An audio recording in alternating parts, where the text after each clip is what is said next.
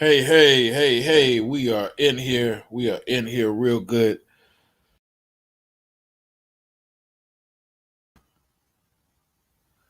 I hit the wrong thing. Okay, that's that. Hit the wrong thing.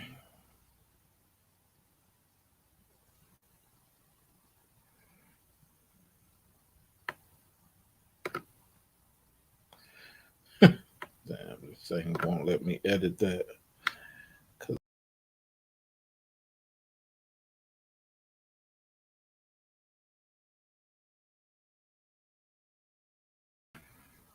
All right.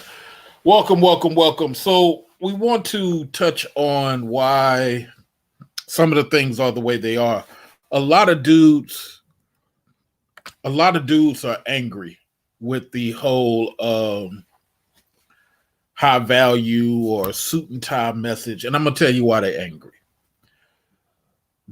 A lot of women have made excuses for brothers for so long. A lot of women have only wanted black men to serve them. Black women have only wanted black men to do stuff for them. And so, because we've had 20 years of that, so many dudes only do just enough. They only do just enough to survive. Even when you out on the block doing dirt, there's a lot of dudes that are not trying to advance, get their own car, get their own place. There's a lot of dudes not doing that because women have said it's okay to do just enough. Hey, what's going on, NC Worker? So what happens is as you advance as a black man, here's what you need to know. You've been at your job too long. You've been at your job too long and you're missing better opportunities because you've been at your job too long. And a lot of the women who are around you and a lot of the homeboys who are around you, they're not constantly talking advancement. You got to get around people who are constantly talking advancement. And a lot of these women that you guys sleep with are not constantly talking advancement. They're talking get the bag. That's totally different. Get the bag is totally different from advance in power. You'll hear all these people online talking all this contract work and do just enough trade work. What I'm telling you, that doesn't protect you when you're 70. That doesn't protect you when you're 80. You guys got to start getting into your head as guys that power is about advancing into management ownership. You can't pretend ownership either. It can't be like a kiosk. I mean, I got two online businesses and I don't even consider those businesses, even though they pay me. I don't consider them businesses. I have employees, so therefore it makes it a business. I'm not just working from home and calling it a business. I'm not a employee unto myself. That's not a business. That's a hustle. That's not a business. If you got a tire shop, okay, and you pay taxes on your business, you have a business. If you have employees, you have a business. If you go through unemployment for your employees, you have a business. If you're just sitting in front of your desk making blankets, you're no more of a business person than a dope dealer. Anybody can make money. So with that said, I want and for you also, NC Worker, you guys got to start looking at your positions like it's a choke around your neck. You got to start looking at power because while you're sitting there working there, there's two or three jobs that popped up for for only 3 days that you could have applied to that God, Mother Nature, Allah would have given you. God, Mother Nature, or Allah, Jesus Christ, whichever one y'all roll with. If you had been applying and looking to advance, you'd be in a better situation than where you at. You'd have more money so you can leave that bad relationship. See, a lot of the women know that you guys are not trying to move forward. A lot of the women know that you guys are not trying to move forward. And that's how they get you, because they're picking you knowing that you're not trying to move forward. And brothers like myself who are established and I have moved forward, they're calling us boring. Doesn't matter to us because we're driving past them. And that's part of their frustration too, because what works on 50-50 guys and just enough brothers doesn't work on the established dudes or the higher level dudes. It just doesn't.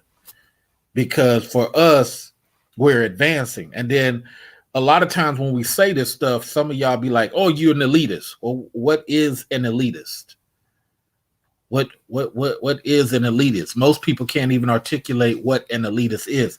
It's a political phrase. And that's how so many people use it out of context. When you call somebody an elitist, it's a politics phrase. So if you're using it for your everyday person in the hood or for me advancing, that's out of context. And this is the problem in our community. When you women make excuses for dudes, you create your own guy that you complain about. Because most of the people who are not mad at women have driven past you. Most of the dudes who are not complaining about women are on a plane.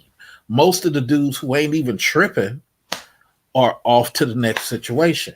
Only the dudes who need women are really tripping off them. I know that women do what they do, but you drive past them. I know women are shady. You keep a lawyer. Wolf rule number 2. I know all that. You move forward. Nobody I have ever met in all of the internet has paid more at the hands of a woman than I have. I haven't met nobody yet. Financially, I've paid way more. Okay. But I'm not mad because I'm past it. I'm off. I'm to the next. And a lot of dudes don't have that ability. So a lot of you women, you hate the high value message because your boyfriend hates it. You want this guy to hopefully elevate, but he can't elevate because you keep making excuses. That's what it all comes down to. A lot of times we gentlemen are at our job for way too long. You should have been advanced. You're getting gray hairs on your head and you're still in the same place you was 8 years ago. I like it. Got to remember, brother, there's a lot of older dudes who recognize that the position they held on for too long didn't help them out as they got older. And look, I'm a dude that didn't finish college. I'm a dude from the hood. And what I'm telling you, the number one thing was I was uncomfortable. Every 6-8 months, I'm uncomfortable with my job. I'm looking to see what else got me more money, more power, more position. So when people look at my resume, they're like, wow. But then I'm like, you know, because I get a lot of people holler at me, even though I'm working. What type of money we talking? What's the title? Do I have PTO? Do I have retirement? All that's important, gentlemen. I'm still trying to get on longshoreman at night. Work my day job and work longshoreman at night. And because I can't get longshoreman the past 4 years, I'm finna go do a government job at night just so I can get that extra 80, 100,000. I'm trying to put myself in a position where I can make close to 180 a year minimum. That's why I'm trying to put myself in a position, even if I got to work 2 days, because I want to buy a bunch of property. Because when I adopt these sons or I have this surrogate son, I want to make sure the little boy is set up. This is what I'm talking about. And what happens a lot of times is the guys, when you look at YouTube, it's real funny because you got Sergeant Willie P. He mad at high value dudes because he's not one. You got George Macon. You got all these other guys. You got a couple of guys on YouTube that drive Uber, And it's not about shaming you guys. It's like what are we doing sitting in the same position and not having power? This is why it's so hard for the black man to get power, because he's willing to accept just being a worker. He don't want to be a manager. Well, man, money, man. You can make way more money than an hourly person. Just depends on what position you have and what company you with. Well, I make more than my manager at that particular company, but your manager can leave there and get high pay. You leave there, you're still the same person.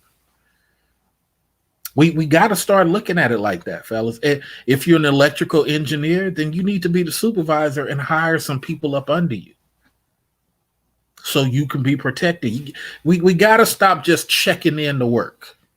We got to stop doing that. That's taking nobody nowhere. Just checking in to work. Everybody hit the like button. I'm going to pause for a minute, and then we're going to get into the title of the show.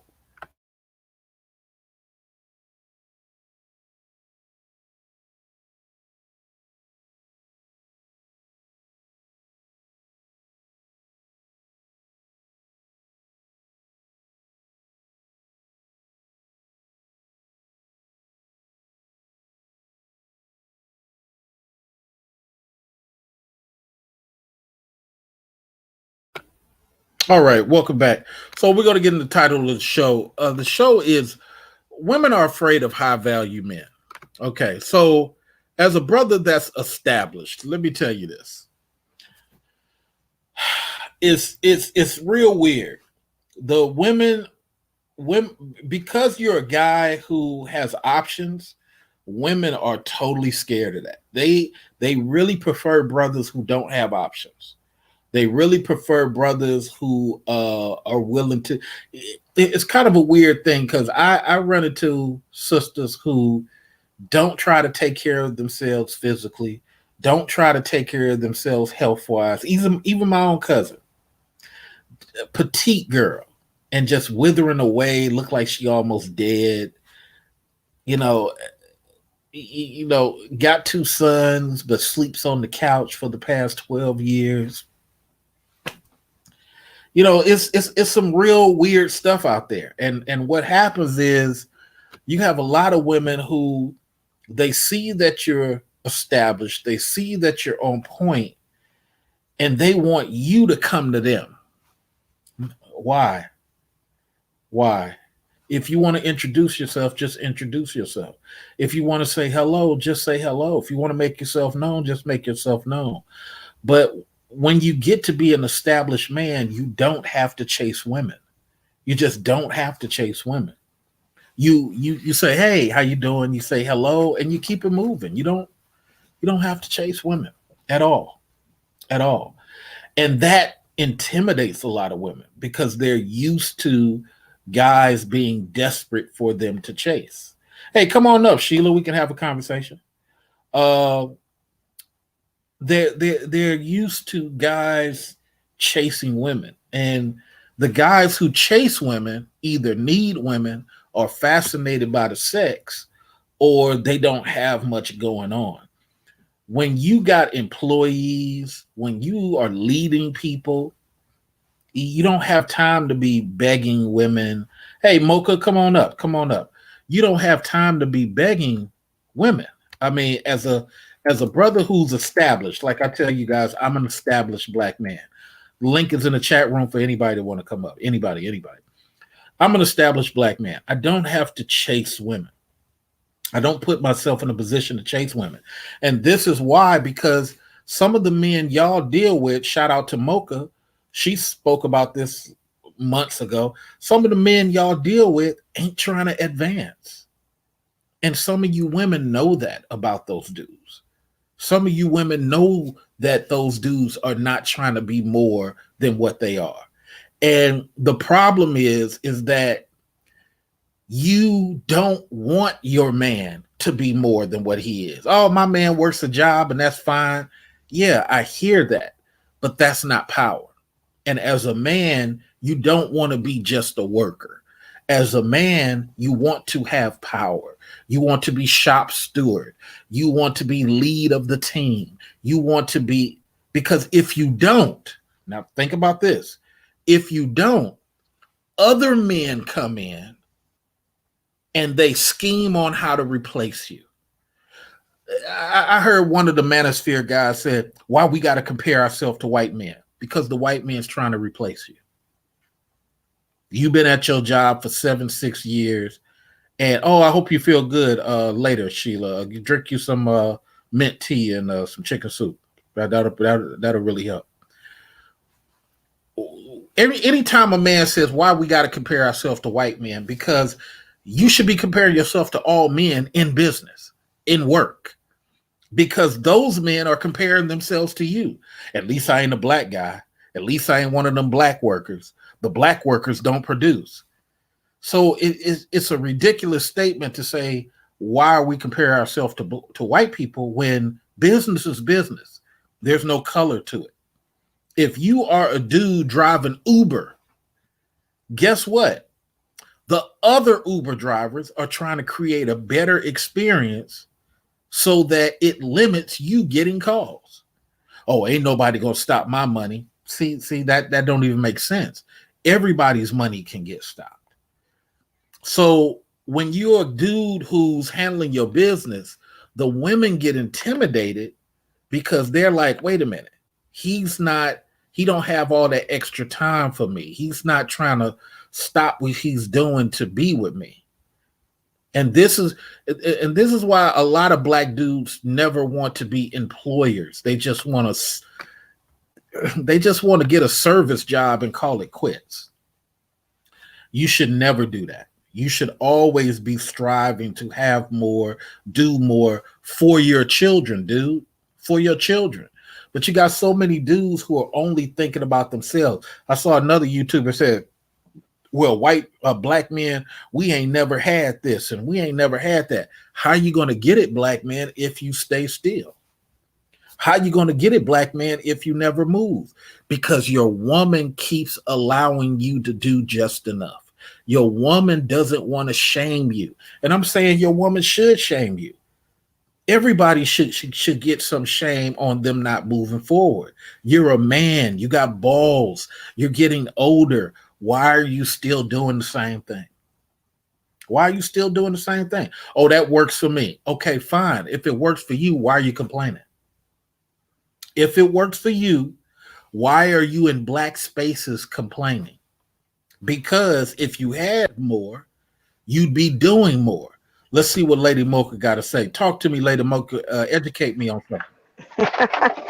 How you doing, Mr. Research? Can you hear me?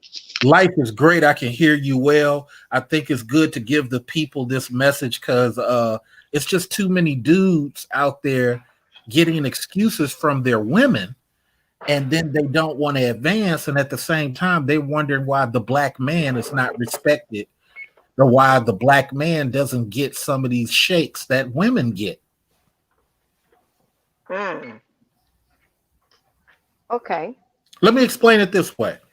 There's nothing wrong with being a blue collar worker, but the immigrant that just got here, not only is he trying to be a blue collar worker, he's trying to create a company doing what you do, black man, and remove you from getting any more contracts.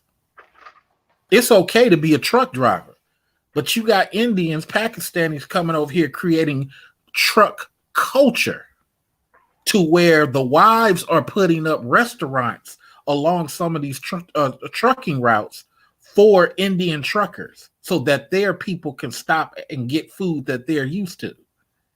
See, this ain't a game to where the black man can just punch in.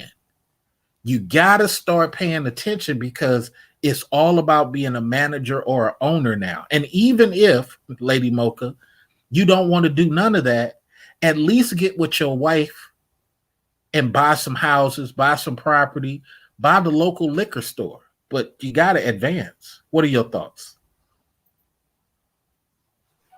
I think definitely when it comes to the black community, men, black women, and black men, we've just gotten to a point to where some of us have just become comfortable with being stationary.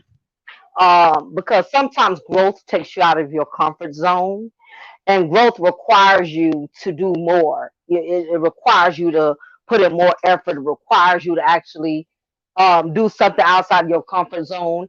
And I think what has happened with the majority of us, we have just become comfortable with being stationary. So you have a lot of people that want success, but they don't want to do all of what it takes to be successful, because being successful means there's going to be things you're going to have to give up. You're not going to be able to hang around the same people you grew up in high school with. You're not going to be able to just, kick back, smoke weed, and drink what people used to drink with. You're not going to be able to go to the club with your girlfriends, or, just hang out on a Friday, Saturday night. People that are very successful have had to give up a lot, even family. There's going to be some family that you're going to have to turn loose if you're trying to get to another level. So I think that's one of the biggest kryptonites as far as black men and black women not being able to progress. It's that stationary attitude of I'm comfortable where I am. Because if I try to grow and expand myself, I'm gonna have to do more than what I'm used to doing. So I think that's one of the things that's been holding us back from pursuing bigger and better things.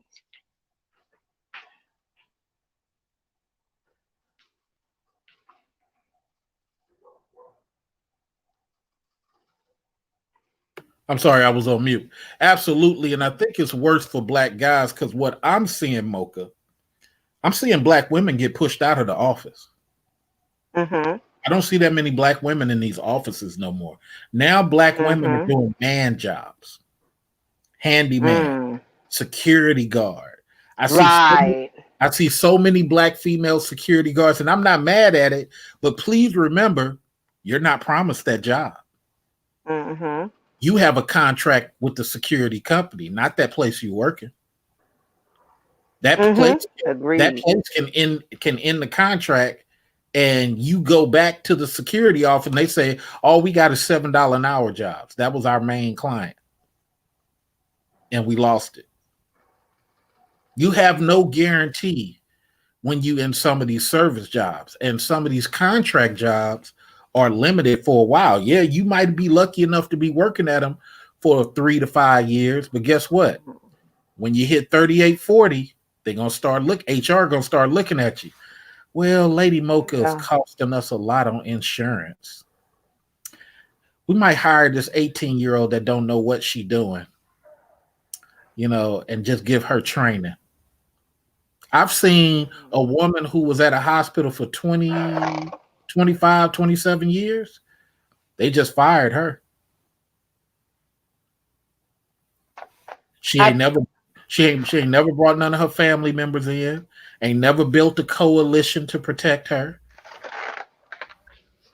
I I think, not to interject, I think what happens in some cases too is that um a lot of what I've been noticing in certain workplaces when it comes to dealing with black women that have certain positions, I think what tends to happen is they get rooted out, not only because of contracts or because of other, as far as typical employee issues like you're aging, or things of that nature, but I think also attitude and arrogance has also cost a lot of black women their positions.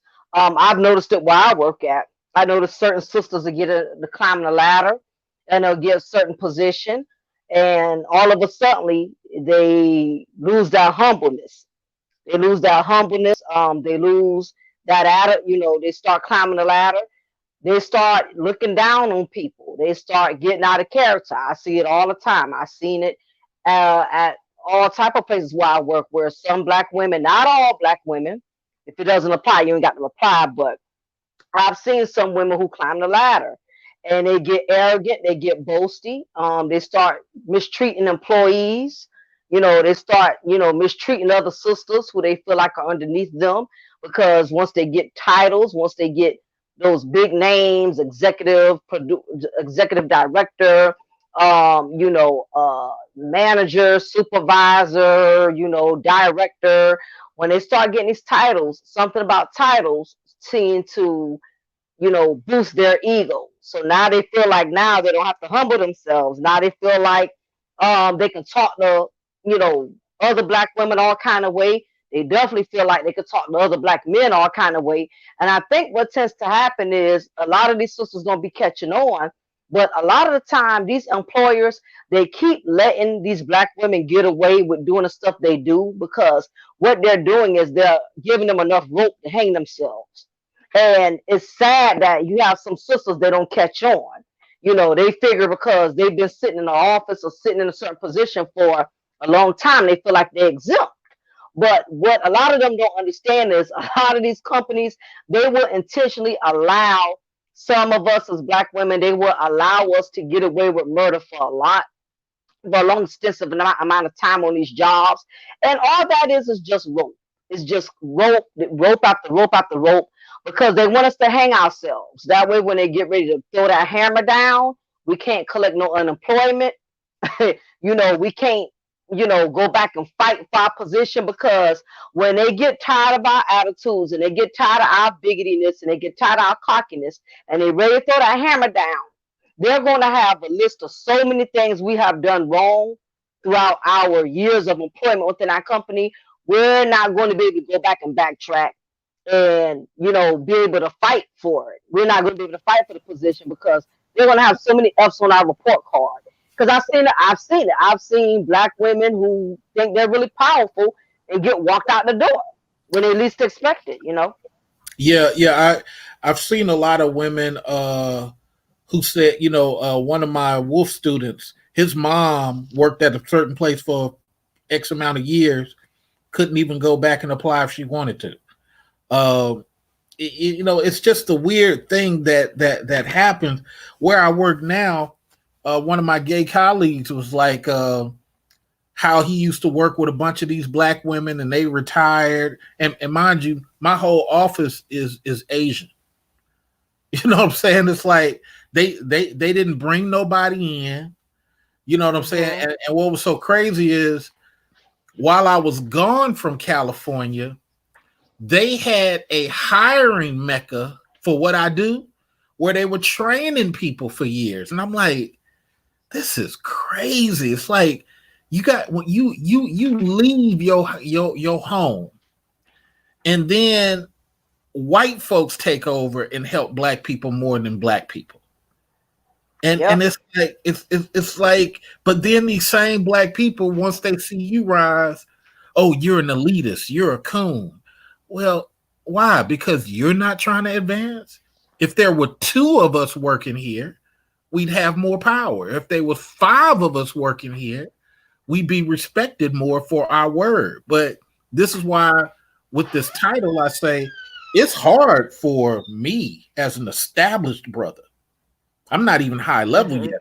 I'm 3,000 less than what it takes to be a high value dude. I'm just an established dude.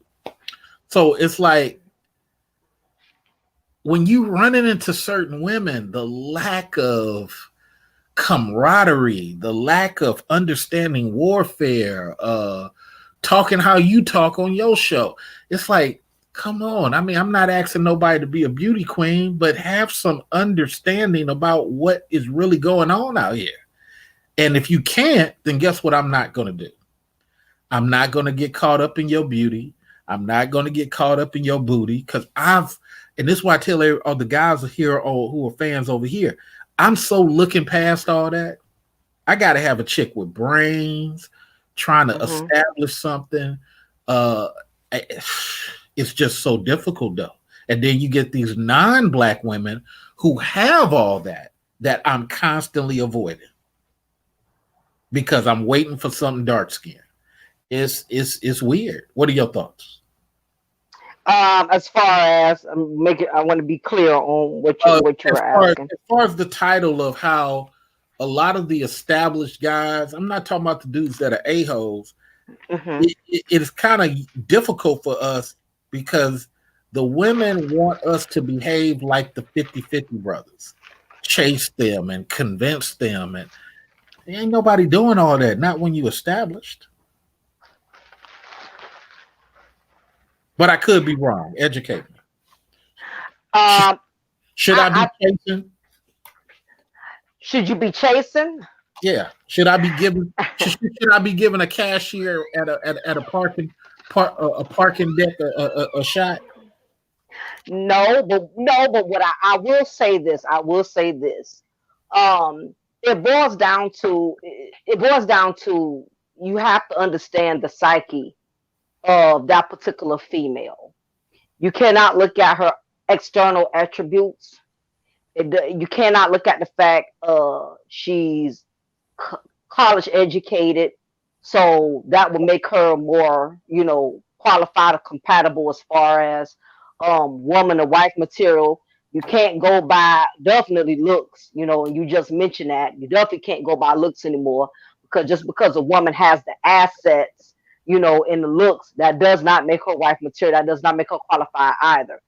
So it's really when it comes to being an established man, you cannot focus on the physical attributes that a woman has to offer, meaning her looks, her education, what type of job she has.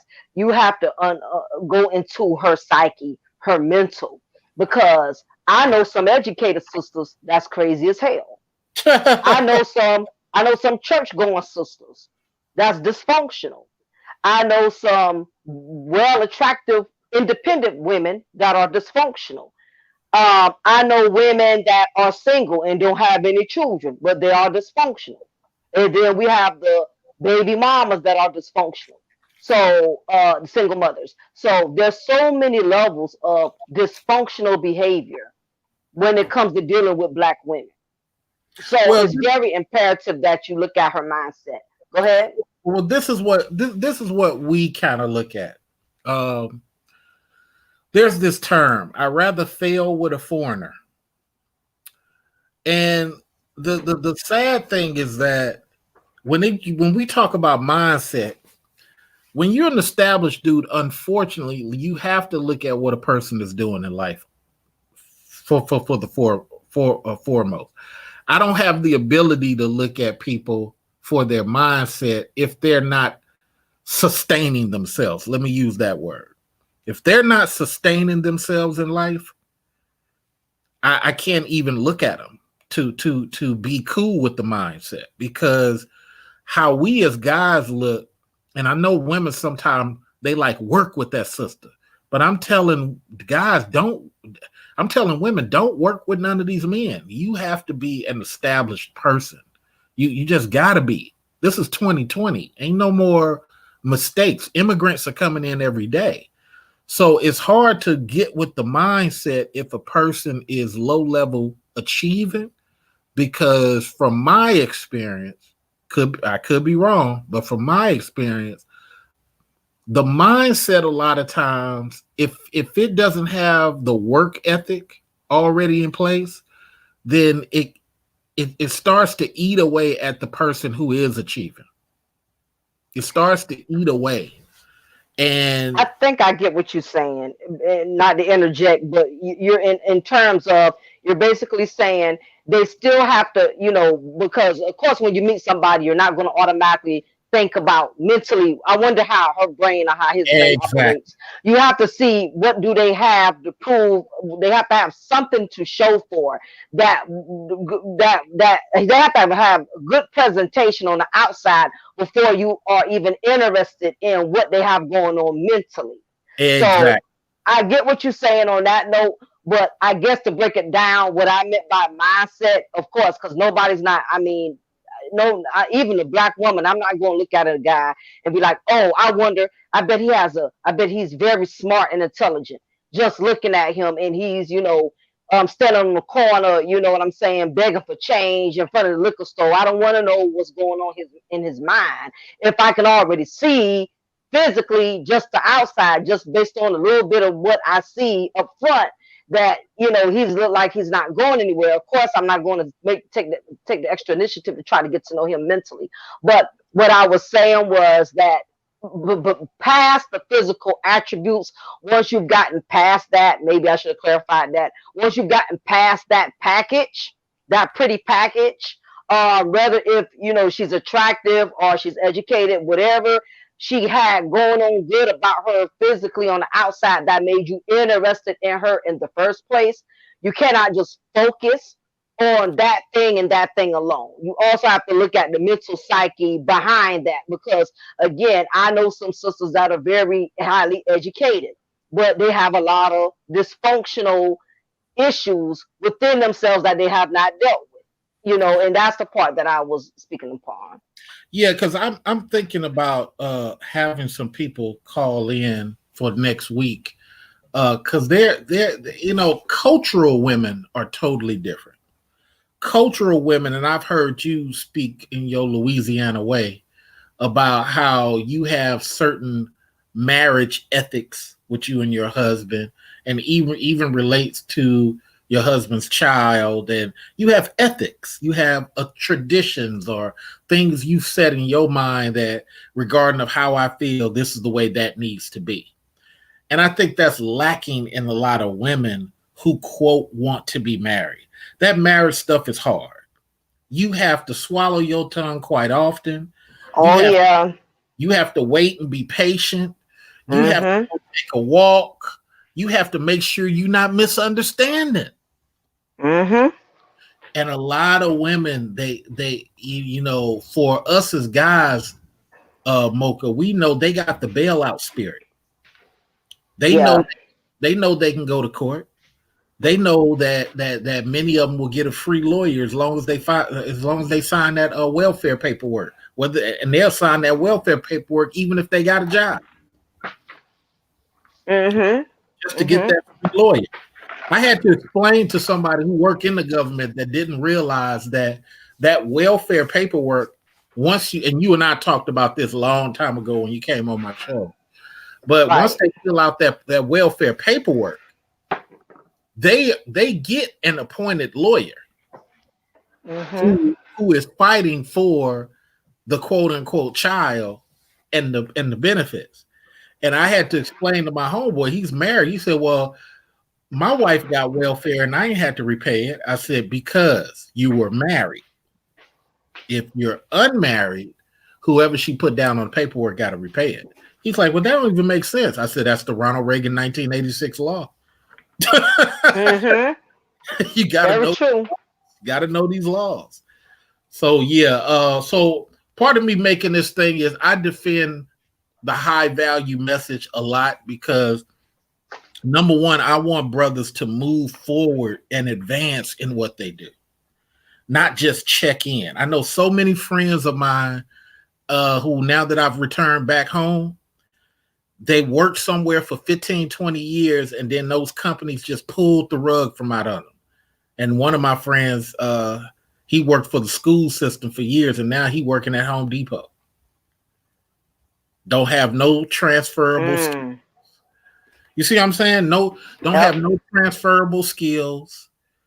You know what I'm saying? Never tried to develop. He just took that good money for all those years and the promise of you gonna go permanent. But it was a 15-year contract. Wow. Right. And I'm telling dudes, it's like, I mean, I'm not hating on nobody. I'm not trying to shame people, but I'm telling folks, man, you making money in your 30s and your 40s, that's good. Shoot, I'm gonna be hitting 50 soon. And I already and I know the only reason I got in medical was because it ain't nothing in medical that I can't do. I got 5 certifications. I can work this till I'm 90. One of the ladies who retired 5 years ago was 85. They ain't letting a lot of you brothers do plumbing at 85. They ain't letting a lot of you brothers do trucking at 85. But educate Wow. me. Maybe I'm wrong. What are your thoughts? Should brothers like just do what they can do, or I mean, I'm always pushing to be a manager or owner idea. That's what I'm trying to push. Yeah, I totally agree with that. And I feel the same way also as black women. I think especially with the way things are going in this economy, there's so much shortage going on, with food supply and coins and change, and all the stuff that's at stake right now. You definitely better have a plan B. I don't, you're taking chances these day and age when you're working under somebody else's establishment. If you working for somebody else's restaurant, working for somebody else's, working for these schools, especially with this COVID thing going now. And the biggest thing is technology is already robbing a lot of people of good jobs. If you notice, you go in the grocery stores, you're seeing more express checkout lines than cashiers. A lot of people doing online shopping now. So the need for employees when it comes to simple things like grocery stores and places, simple establishments like that, they're slowly but surely rooting, human beings out, and machines are taking the place of human beings, and that's to save these companies money. For instance, that's why I decided to go into law enforcement. I'm a correctional officer. And the reason I decided to go into corrections is because I know I'll never be out of a job. Somebody's going to always break the law. Period. Point Right. blank. Criminals are going to be here till the day we die. That's Right. a fact. If you're going to go working up under somebody, it's better to go into something where you know you're needed. They need Somebody officers. Somebody Yeah. offered me a night job in hmm in a area of law enforcement. I ain't gonna say which, but Right. somebody offered me a night job, and they said, "Well, a lot of guys don't apply, and a lot of black men Mm. don't apply at all, and that's mostly because of the background check." Yep. And I That's what I was going to say. and I said, "Well, I'm state approved." So now hmm I'm kind of feeling obligated to go after this job. And I put a feeler out there. I have an online company, online clerical company, and I had 4 of my employees put in applications for me to 56 locations. And when I tell you, probably 30 of those locations called me for a first time interview. And I was like, wow, it's really a need like that. Yep. And 4 months later, and this area of law enforcement is so stressful, and women mostly dominated, but it's so stressful, the turnover is high. Yep. That's true too. And I'm That's like, true too. well, shit, I don't mind blood and guts and gut fair. And I work, I used to work at an emergency room. So I used to work at ICU. I've worked at a hospice with people dying. So I'm like, I might as well prep myself. So that's what I'm starting to do now. Prep myself to take some of that good money. Because right. if they gonna pay it, and this also by me marrying. If I marry, I need to teach my wife this medical, get her some certification, and then we can both do this law enforcement thing at night. And even if it's just part-time, and make a killing, take that good money, go out here, baby. Let's buy another property. Let's rent it out, baby. Let's buy a property in Denver. Why Denver? Because it's going to be developing soon. You know what I'm saying? That's what I want to be doing. I agree. Yep. And it's hard to find black women who are not focused on pleasing Lady Mocha. Black women who are not in competition with Lady Mocha to show what they got. Go on trips with Lady Mocha. Sometimes when you're dealing with some of these urban women, even urban white women or urban Asian women, they come across like they're trying to sister compete as opposed to be married. What are your thoughts? Oh yeah, that's gonna always be. It's just in a woman's nature to be competitive.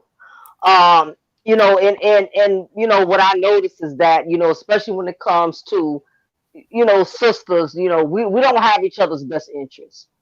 It's a myth, going on in the black YouTube sectors that black women, we co-sign on other black women, or, we'll quick to defend other black women's fuckery, or, so have it. And the truth is, it's so much division amongst black women. We do not support each other like that. I know on the outside, the opposite sex men may view it different. Like black women, we always, defending each other. We always co-signing each other, and that's so far from the truth. The truth is, and this is just my personal opinion, I feel like most black women only co-sign with other black women who are on the same level that they are. It's not too many black women, for instance, if there's a black female that's living in the projects, she lives in low income housing. She does not work. She collects her 3, 4 different child supports from her 3, 4 baby daddies. Of course, she's going to be threatened by a female that has a career that's well established, that's self sufficient, independent. She's not going to want. She's not going to want any parts of the successful sister or the sister that's well established. She's not going to want any parts of her because being in a sister that's living in failure, being in the presence of another black woman that's successful is going to remind her of her failures. The more she see me growing and coming up, the more insignificant it's going to make her feel. So what she'll do is either she'll down me and say, oh, she thinks she this, she thinks she that, she thinks she the shit, you know, I bet she got, yeah, she may have degrees, she may have this, she may have that, but I bet you behind closed doors, she's miserable in her marriage, you know. She'll try to find something, anything she can to try to discredit you somewhere. I mean, because even on the simplest things, I've had sisters come at me because I was married. I've had single women. Wow, wait a minute. I've had single women come at me. Wait a minute. Mm-hmm. Black women came after you because you were married? Yes, sir. Yeah. I've had shade thrown at me for that. Mm-hmm. That don't even make sense. It has happened. It has happened numerous. Not a lot. For the most part, I'm grateful. Most of the sisters are really, really, you know, I got a good numbers of subscribers, black women who really, really support what I do. They appreciate it. But there was 1 or 2 I've gotten into on the panel with a sister that was single and bitter, of course. And she, you know, because I guess, you know, somehow, somewhere we end up talking about married women. And most of the guys, you know that I'm, you know, anybody who's been following me know I'm married. I talk about it all the time. You know, I've been married for 2 years. I try to talk to black women about marriage, the good, the bad. You know, I'm not always bragging and putting it out there like it's so wonderful. But, you know, I do try to encourage women to strive for families instead of just having children, to strive to be a wife instead of a baby mama. You know, my thing is, why limit yourself to have to be in a struggle by yourself when you can build with somebody? And that's what I try to strive and motivate the other black women to do. And there's always those 1 or 2 sisters, the ones who have already given up on life, who have already given up on marriage, who have already been spoiled, basically they don't rot it and hit the ground. You know, those are the ones that have a problem with women such as myself, who's always, you know, motivating or encouraging black women to strive for marriage, because in their minds, I've heard a sister say it. I ain't gonna say her name, but I heard her say it. She said, I don't see the point in having a husband. Well, what's the point? You know, she said, what's the point of having a husband? Y'all make it seem like if I have a husband, if black women have husbands, all our problems are going away. All our problems are going to be better. What's the difference? I've heard a black woman say this, and she has a large, substantial fan base, and you have brothers who follow her as well. Well, here's my question. Here's my question. That same person. So what I always find funny, and for the guys too, people talk independent, but then they always want the black community to come and help them. Yep. That's amazing to me. And it's on both genders. What do I need a husband for? Well, you go to some of these places, and this is why a lot of women don't travel, or they travel in packs to certain places, because you can't go to certain countries without a husband. Mm-hmm. You might never leave. I know every Arab country is like that. You might not be able to get back on that airplane. And it's just a weird thing, especially. Okay, so let me ask you this question, because I want to use your time here wisely. What do you think about a lot of these women who are anti-male but want male protection when it's convenient? Anti-male. I've talked about this a couple of times. It's too many black women, unfortunately, sisters. It's too many of us who want to wear the pants. And want to be the man and the woman, want to wear the pants and the panties. And a lot of it comes from the fact, um, truth be told, we put ourselves in positions to where we have no choice. A lot of times when I hear a woman speak, a black woman says, "Well, I'm the man and I'm the woman. I'm the mother, I'm the father. I wear the pants." It's not because she's saying it in a way where she's pretending she's proud and she's honored to wear both hats. But the truth is, a lot of us as black women, we've put ourselves in positions where we have no choice but to wear both hats. If you're going around here and you're conceiving and having children with random men that you're not in a relationship with, y'all not married, y'all never had nothing solid. These was just dudes you just banging, or dudes that you just having relations with. 9 times out of 10, you're going to put yourself in a position where you're going to be a single mom. And what tends to happen is we put ourselves in these positions by choice because we could have made a different choice. But we chose to make the decision of putting ourselves in that position. Because, like I tell all women, anytime you lay down raw with the man, you don't use any protection, you are signing up to become a single mother.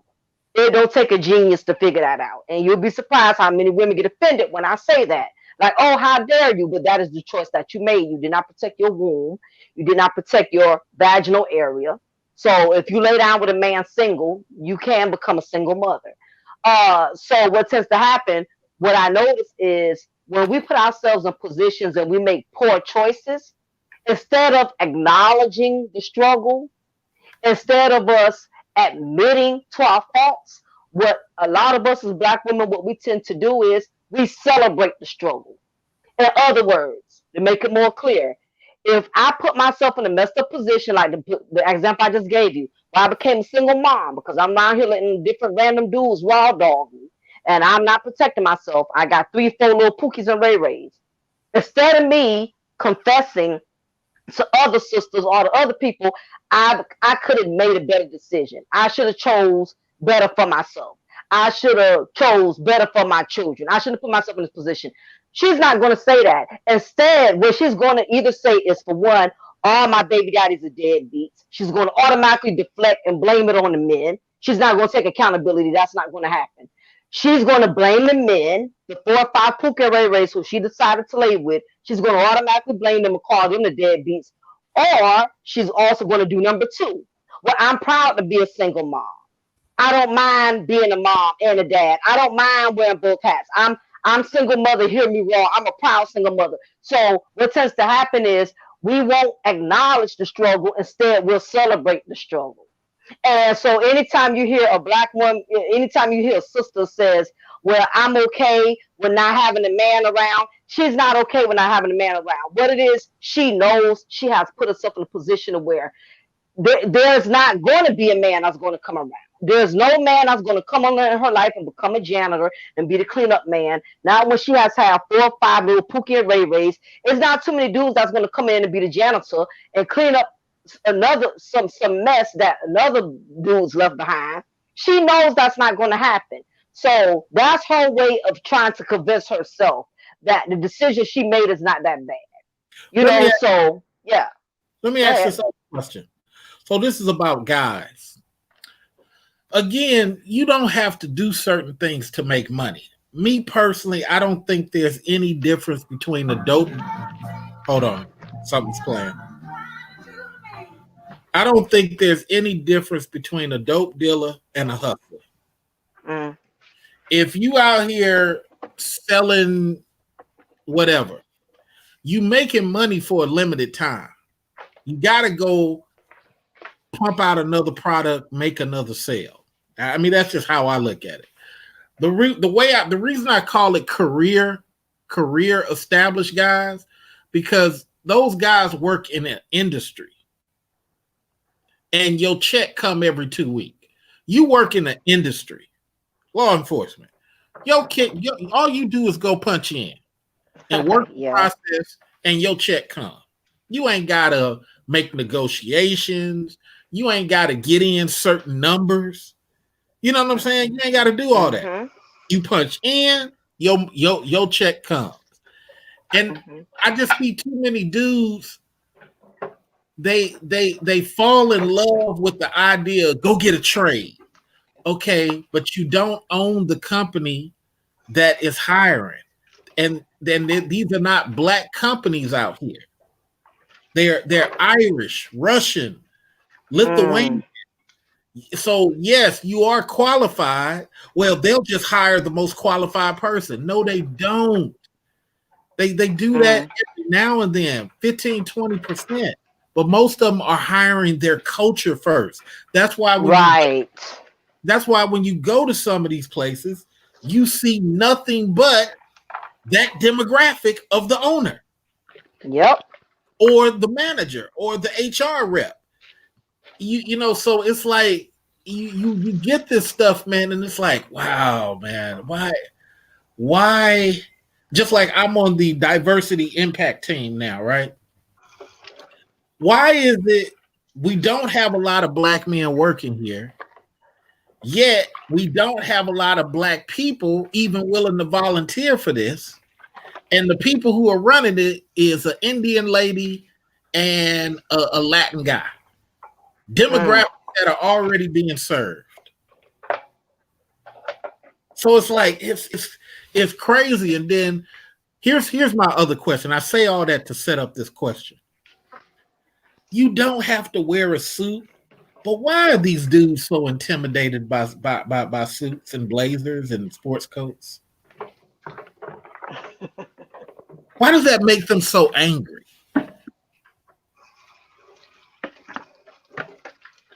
Because here's what I look at. You don't need it to get money. But when you go into other spaces of social atmosphere in order to talk about that land contract, to talk about like I want to open up a Taco Bell Express. Even though there's a lot of tech guys walking around in jeans and t-shirt, I got to at least wear a blazer to go have this conversation with Taco Bell. Right. And to me, and this is going to be my next video, I personally don't think any woman should be dealing with any dude who don't have a blazer or a sports coat in their closet. Because not that that's not a good dude, that dude is limited. But educate me. Maybe I'm wrong. Yes, I think that's something a woman should definitely be looking for within the man, to see that he's willing to venture out and try different things. You know, to just meet a man that, you know, all day he's in his same regular casual clothes, you know, and you don't see, he has a different variety of different types of, not a suit, to go to a business meeting, even if it's once a year, once every 6 months or something like that. It just proves, as I mentioned earlier, that he's stationary. Same thing with a woman. I would recommend a man dealing with a woman who only has nothing but hoochie clothes in her closet. She doesn't at least have one business attire where, you know, she has a nice little dress suit for a woman, a professional suit, where she can go somewhere, go to a meeting or go to somebody's office and be able to, you know, conduct herself to handle certain business matters. I think it's very important as a black man or a black woman that if you're looking for a potential mate, you have to see that they are trying to expand themselves to bigger and better things, especially if you're a person that's well established, because what will end up happening is a person who has limited themselves and who wants to be stationary, and you're willing to take a chance and invest into them, they're just going to limit you because they're not trying to grow like you're growing. And I think that's one of the biggest, you know, setbacks, you know, especially black women do it more than black men. Men, I notice y'all are not as gullible as women when it comes to that. A man is not too much going to pick up a woman that's down to the bottom and try to bring her up to his level. Not too many men are going to go for that.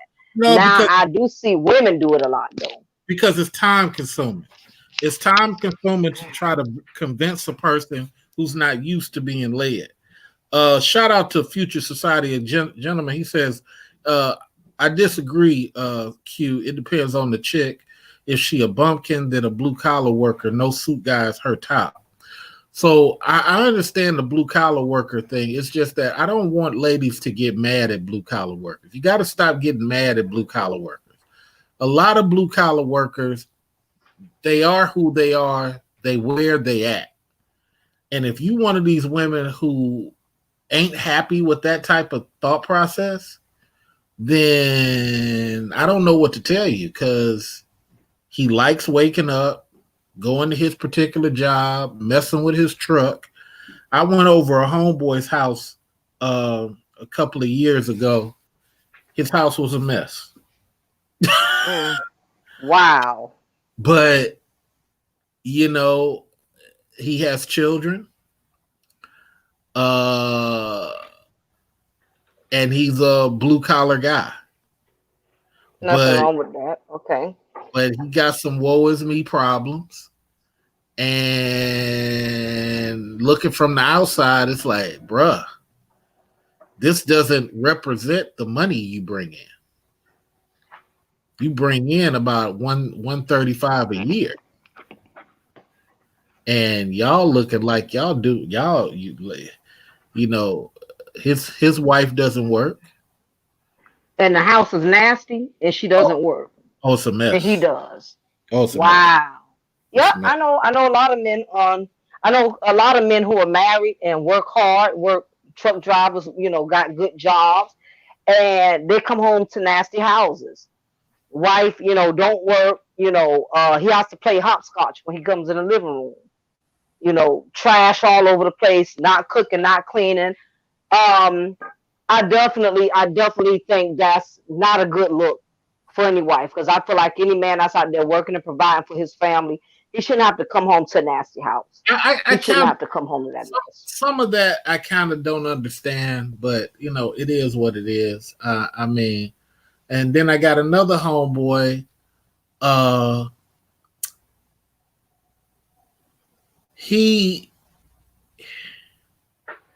has a I don't give a hell spirit, and everybody kind of works around him. You know what I'm saying? Works to the beat of his drum. Then I got another homeboy who I don't think he had finished living his life yet. You know what I'm saying? Oh, yeah.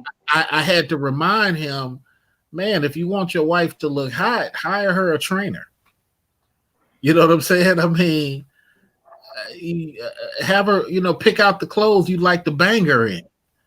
But don't, you know, go chasing these scallywag chicks who got access to your phone, and it's just sloppy. I mean, it's like, you know, I was telling him, I said, bro, do you want me to pay for your escort? Because what you doing is sloppy, man. I mean, you got 3 sons at home, man. This is sloppy. Because one day I was driving by a popular club in Atlanta, and I see him standing in the line with a big breasted chick that ain't his wife. I'm like, if I can spot you out, imagine what a friend of a friend of a friend could do. Wow. Yeah, it's so sloppy, man. I was like, wow. But you know, that's my other question. I got 2 more questions for you before we end the stream.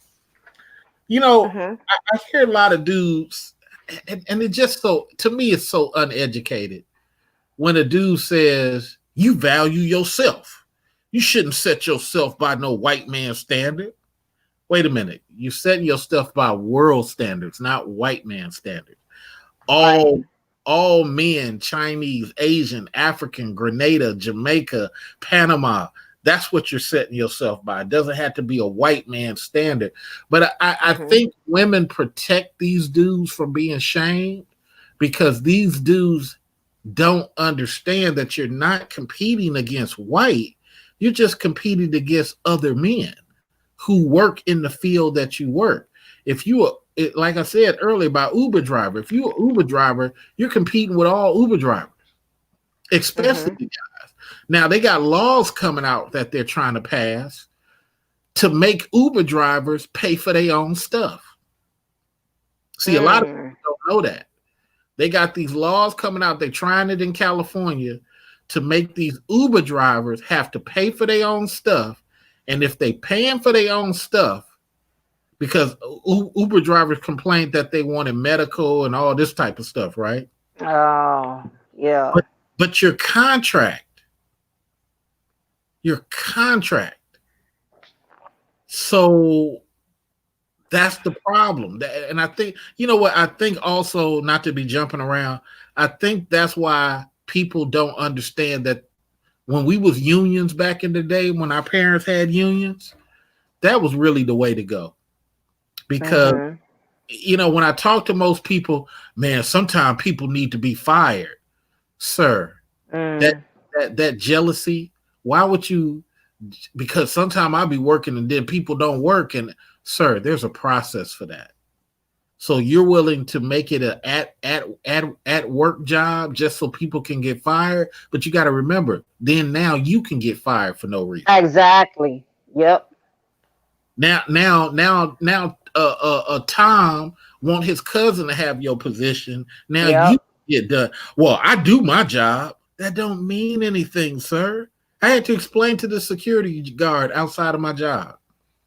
I said, man, when I used to do security when I was 18, we got paid more than what y'all get paid today. Yep. He said, wow. I said, but it was union. Security guard was union back at that time.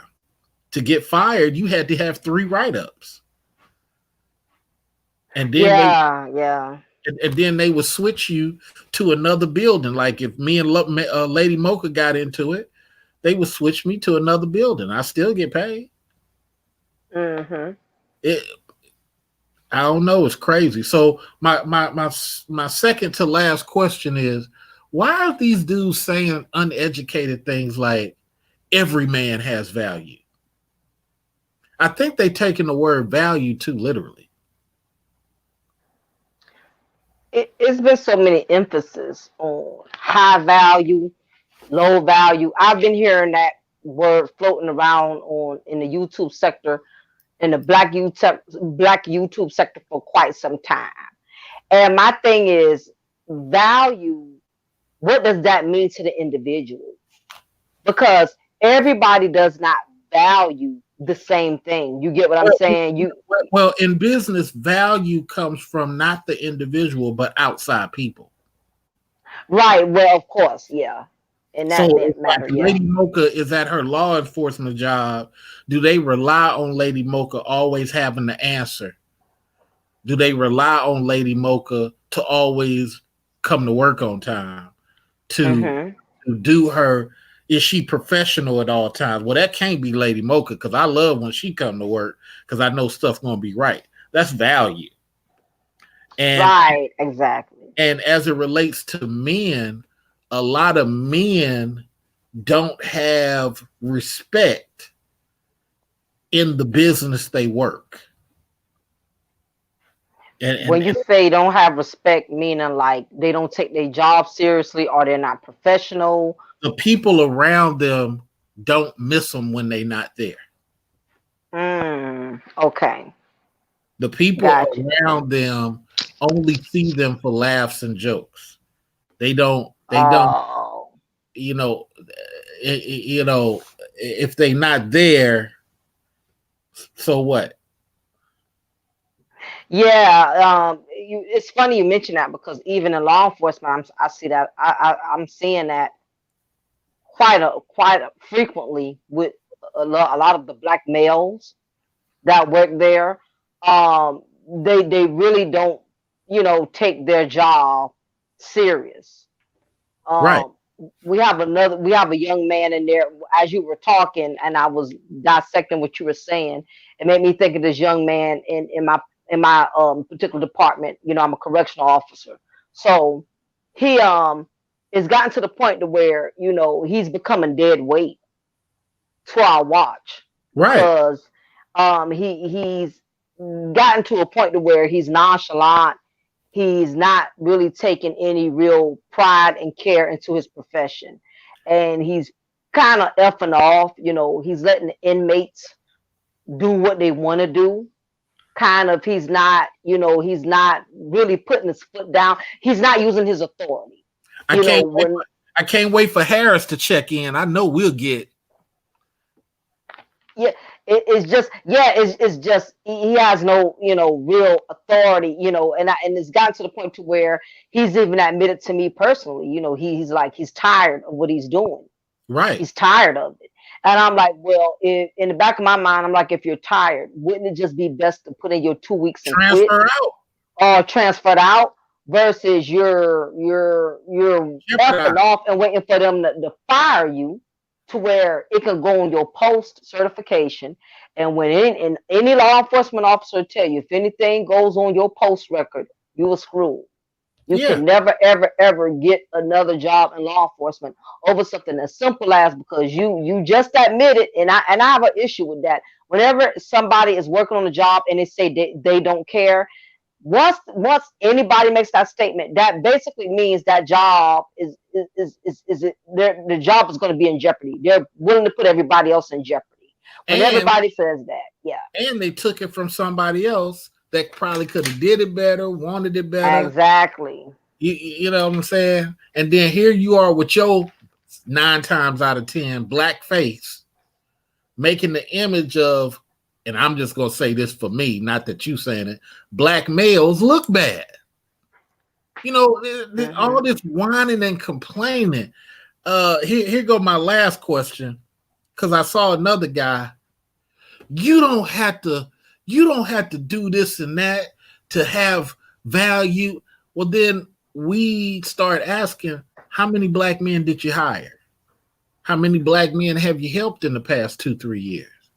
Because see, we as black men got to start having a little shame in what we do.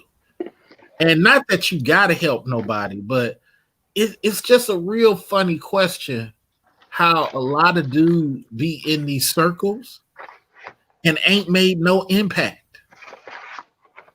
Mm-hmm. No impact. I'm talking about in life. And it's just a weird thing, man. It's a really weird thing. Really weird thing.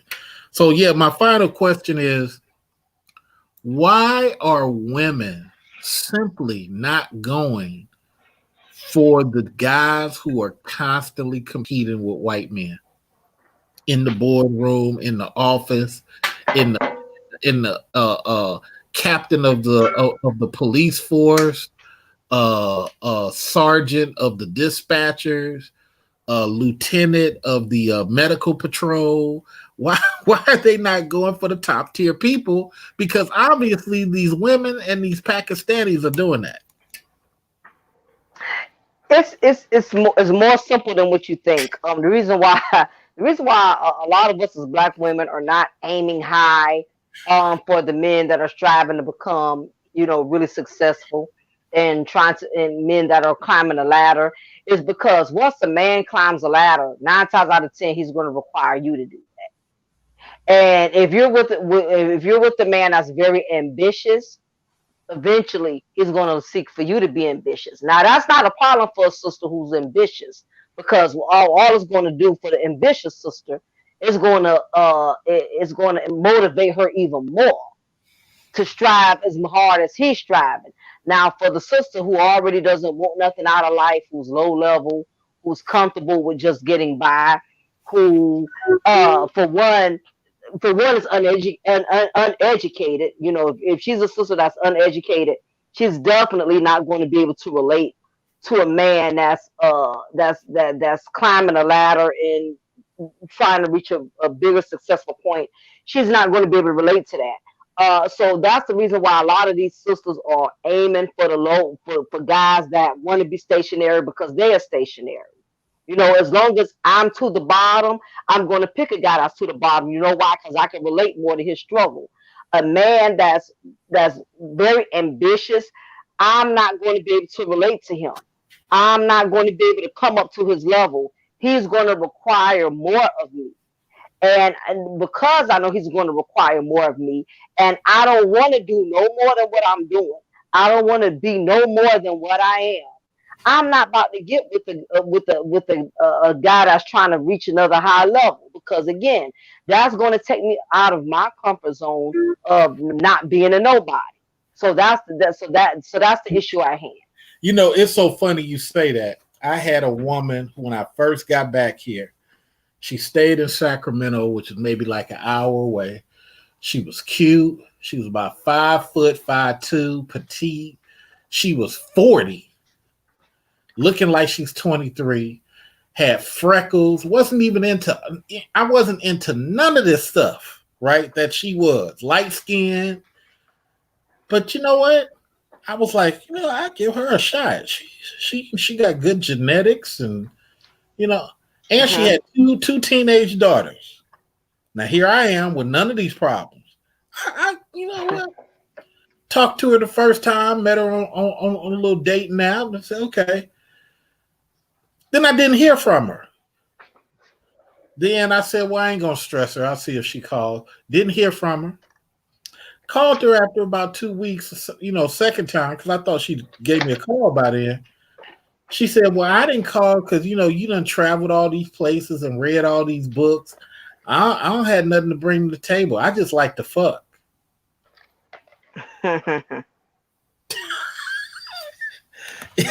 I've heard stories like this before. Uh, It's a sad reality. But yes, everything, she didn't want nothing. everything I thought about this woman, all the possibilities. And then I'm like, and you got daughters and you're thinking like a teenager. But okay. Imagine how her Thank you, daughters are going to come up. thank you for helping me. Well, I give her this much. At least she was honest and didn't At least sit there and she's waste your time. You know. appreciate you. I have nothing bad to say about it to this day. I thought she did me a great favor. Oh yeah. Oh yeah. It Oh was yeah. all good, man. Well, let me go ahead and wrap this up. Gotta get some sleep so I can get to work. Give me your final thoughts. What do you think about all this high value stuff? You say you've been hearing about it for a while. I mean, I know. So I know for you feel like it's about the person, but I don't know, man. It's too many dudes not trying to achieve, and it's just I don't know if I would tell my daughter, hey, it's about the person. Nah, I'd rather for you to fail with somebody that's doing well, so at least your kid can be taken care of, and you know what I'm saying. That's how I look at it. What are your thoughts? I guess what I meant, because like I said, I've been different content creators that's been touching on high value man, high value man, high value man. And from what I perceived, from what I perceived, most of them was basically defining high value man based on your income. Nah, Which I thought was like an insult. I'm not gonna call these certain content creators out. Some of y'all probably already are aware of certain individuals who are trying to label, and a lot of the black men in the sector have been saying how they were displeased with the fact that some of these so so-called quote unquote dating coaches, or these guys that are doing successful in their channels now all of a sudden they are trying to taint black women's um they're basically trying to taint black women into believing that high value men are only men that make x amount of money, no, men who are wearing x only wear designer labels, wearing suits and gator shoes every day.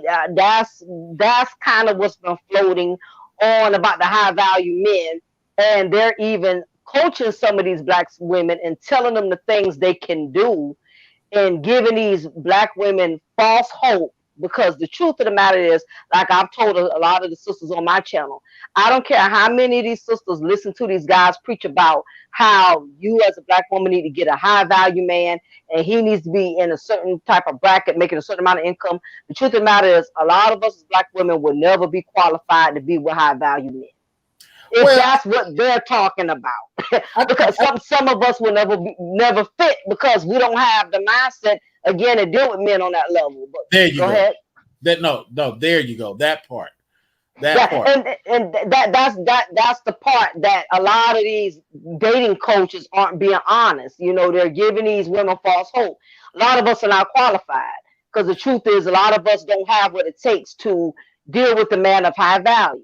Because A man of I'm, mhm, I'm I'm gonna tell you, high value is about power, and you're rubbing shoulders with people who are trying to tell you stuff and dictate things to you, and you're like, no, I don't think that's a good idea, or what are the metrics behind that? Well, why are we doing this?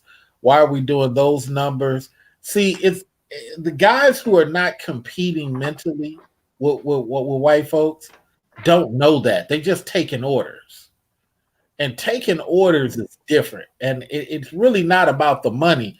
The reason Kevin Samuels talks about the money is because you do need disposable income to take care of problems. right, You agreed. you don't need to be stressing $1,000 bill. You need to pay that shit and move on. You don't need Mhm, to be, you know, mhm, if your lawyer requires 3,000 to represent you, here, take that shit. You know what I'm saying? agree, You need agree. you need to be in that type of space.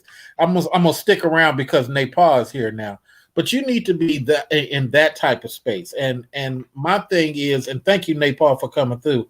What I'm saying to Lady Mocha is that when you're a high value guy, it's a little bit different because as a guy, you're trying to influence the community. People have a respect for you. It's not about being elitist. It's not about being a coon. It's about how much power you have going from where you used to be as a regular worker to maybe a mover and a shaker in your particular industry. Hold on, Lady Mocha. Let me ask Nepal. Nepal, what do you think about that concept? Can you hear me okay? Yes, ma'am. Go ahead. Mhm. Oh, great. Peace to the panel and peace to the sister and the chat. So, you know what? Unfortunately, I did not hear exactly what you were saying. I got an interruption, but I mean the last part. But I did want to join the conversation Absolutely. because I have some questions, and I know Mr. Research, you probably have all the answers on this. But what did you just say just before I Okay, so joined? I'll repeat it. So Okay. what happens a lot of times, and Lady Mocha, let me know your time restraints. But what happens a lot of times, Nepal, is that we as black men, we're not doing what women are doing. We're not putting our image forward. We're not putting ourselves in powerful situations to control industry. Okay. I'm from the hood. I'm not supposed to be where I'm at in corporate. I got here accidentally. I stopped going to school. I dropped out as a junior because I realized my certifications were more powerful than my college degree. So through all my career of 27 years in medical, I've looked for the power dynamic in everything. And a lot of times brothers are not doing that. They're doing the just enough. They're doing the 50-50. And that's disingenuous to your children and disingenuous to your mate many a times.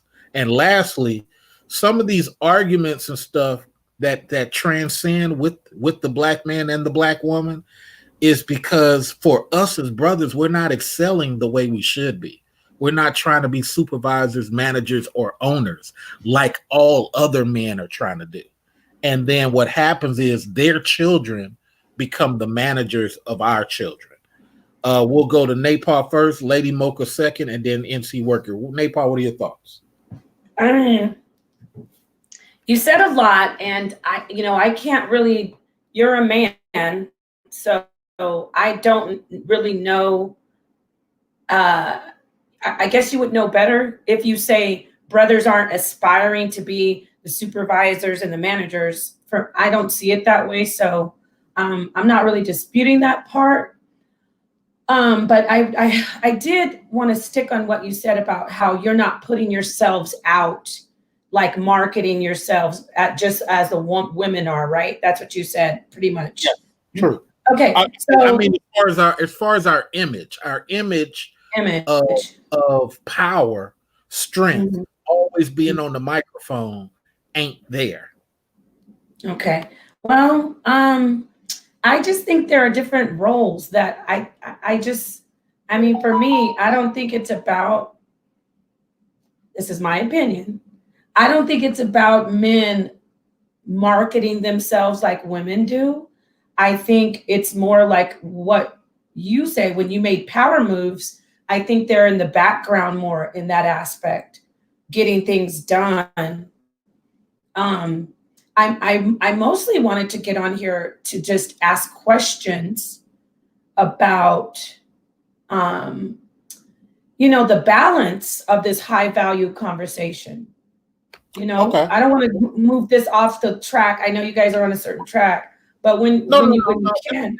It's good. Let me have Mocha and NC Worker answer it, and then we'll get to your question. Great. But let me just say this. Moving in the background is not leading. That's what in my years, that's what anti-blacks want black males to do, not be seen as powerful. Anti-blacks want us to fix the problem for massa, but nobody knows that we were the inventors of the internet. Nobody knows that a black woman invented this voice streaming that allows us to talk the way we talk it. Go ahead. And the more powerful aspect is for us to be at the forefront and say, hey, Lady Mocha, you know what? I can't fix your problem. So I'm going to go ahead and just let somebody else get in here, go home, create the product, patent it, and then hire a white man to go sell it to the company that you used to work at. That's powerful. But when we are in the backgrounds, a lot of times, our sons are not impressed by us. But let me go to Mocha, NC Worker, and then we'll come back to Napal's questions. Mocha, what are your thoughts about what Napal said and what I said? Educate me. Maybe I'm wrong. Oh yeah, I wanted to say hi to both of the guests that just entered, Nepal and NC Worker. You said a key word that stood out when you said leadership. And I think that now I'm just hypothetically speaking, because I know when black women, when we make an opinion about black men, and if it's not a good opinion, sometimes it can be used against us. So I'm saying this from a good place. So I don't want to offend anybody. You know you safe over here. I protect all my I'm just saying, but you said the key word leadership. And I think not all black men have this issue. Just some are failing in leadership. And I think that's probably the reason why some of them are not opting to try to get in bigger positions, to be managers, to be supervisors, to be executive directors. And a factor that probably contributed to that is because so many women have taken over where they won't allow men to lead, because again, it's this feminist attitude that unfortunately a lot of us, not all, but some of us have brought to the table, to where I can handle it. I got it all under control. I don't need a man. I don't need this. I don't need that. And I think what's going on is some of these beta males, not alpha, some of these beta males are playing on that, and they're using it to their advantage. Well, if she's going to lead, then I'm gonna fall back. I'm gonna sit on the passenger side, and I'm gonna let her put air in the tire. I'm gonna let her do the oil change. I'm not going to lead. And I think that I'm not saying that's the only factor, but that's one of the factors, speaking to the beta males, because I don't want to put all men in the same category. But the beta males, those are the ones that are falling back. who don't want to be in those type of positions. They don't want to lead because, again, some of these guys got mommy issues. Some of them probably grew up in households where they did not see a man lead anything. They seen a woman do all the leading. They seen a woman do all the decision making. So when they leave their single mom's house and they go out into the world and have to be men, they don't know how to be men because they single moms did not give them the tools to know how to go out there and lead like grown men. 30 seconds. And that's basically, I'm gonna wrap it up at this. And I think that's basically the problem is that there's leadership that's declining, which is probably why you have some men that are not pushing themselves to do more than what they're doing. To your point, Lady Mocha, I point to you, Black Lives Matter. Started to help Black men by our ladies. Thank you very much. Even our lesbian ladies. Thank you very much. But every time a man got up there to speak, it was a group of men stopping those men from speaking for men, saying, no, let the women speak. Huh? So that type of concept is kind of, to me, what you're talking about. MC Worker, what are your thoughts? First of all, I can hear you, brother. Thank you. You can hear me? All right. First of all, I'd like to say good morning to everyone, to the panel as well, to the chat. Good morning. Yeah. Good morning. Good morning, ladies. Yeah. Too often, we as Black men, we like to sit on the back seat as opposed to being to the front seat. And you definitely see that in the workplace, especially in the field that I'm in. I mean, I'm already in a field that's predominantly workforce is made up of women. So that within itself is already shows the difference. Then on top of that, I am the only Black male in management in particular place where I'm working at. I mean, I've seen more Black female managers and pharmacists than I have Black men managers.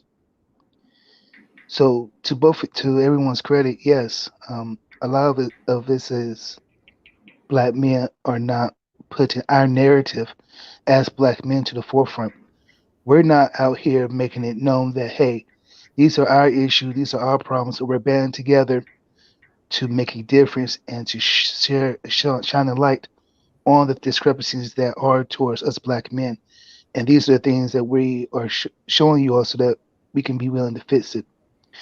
Because if we want to have the Black men as leaders in the Black community, as we all say that we want to, then we as Black men have to start showing that we can lead.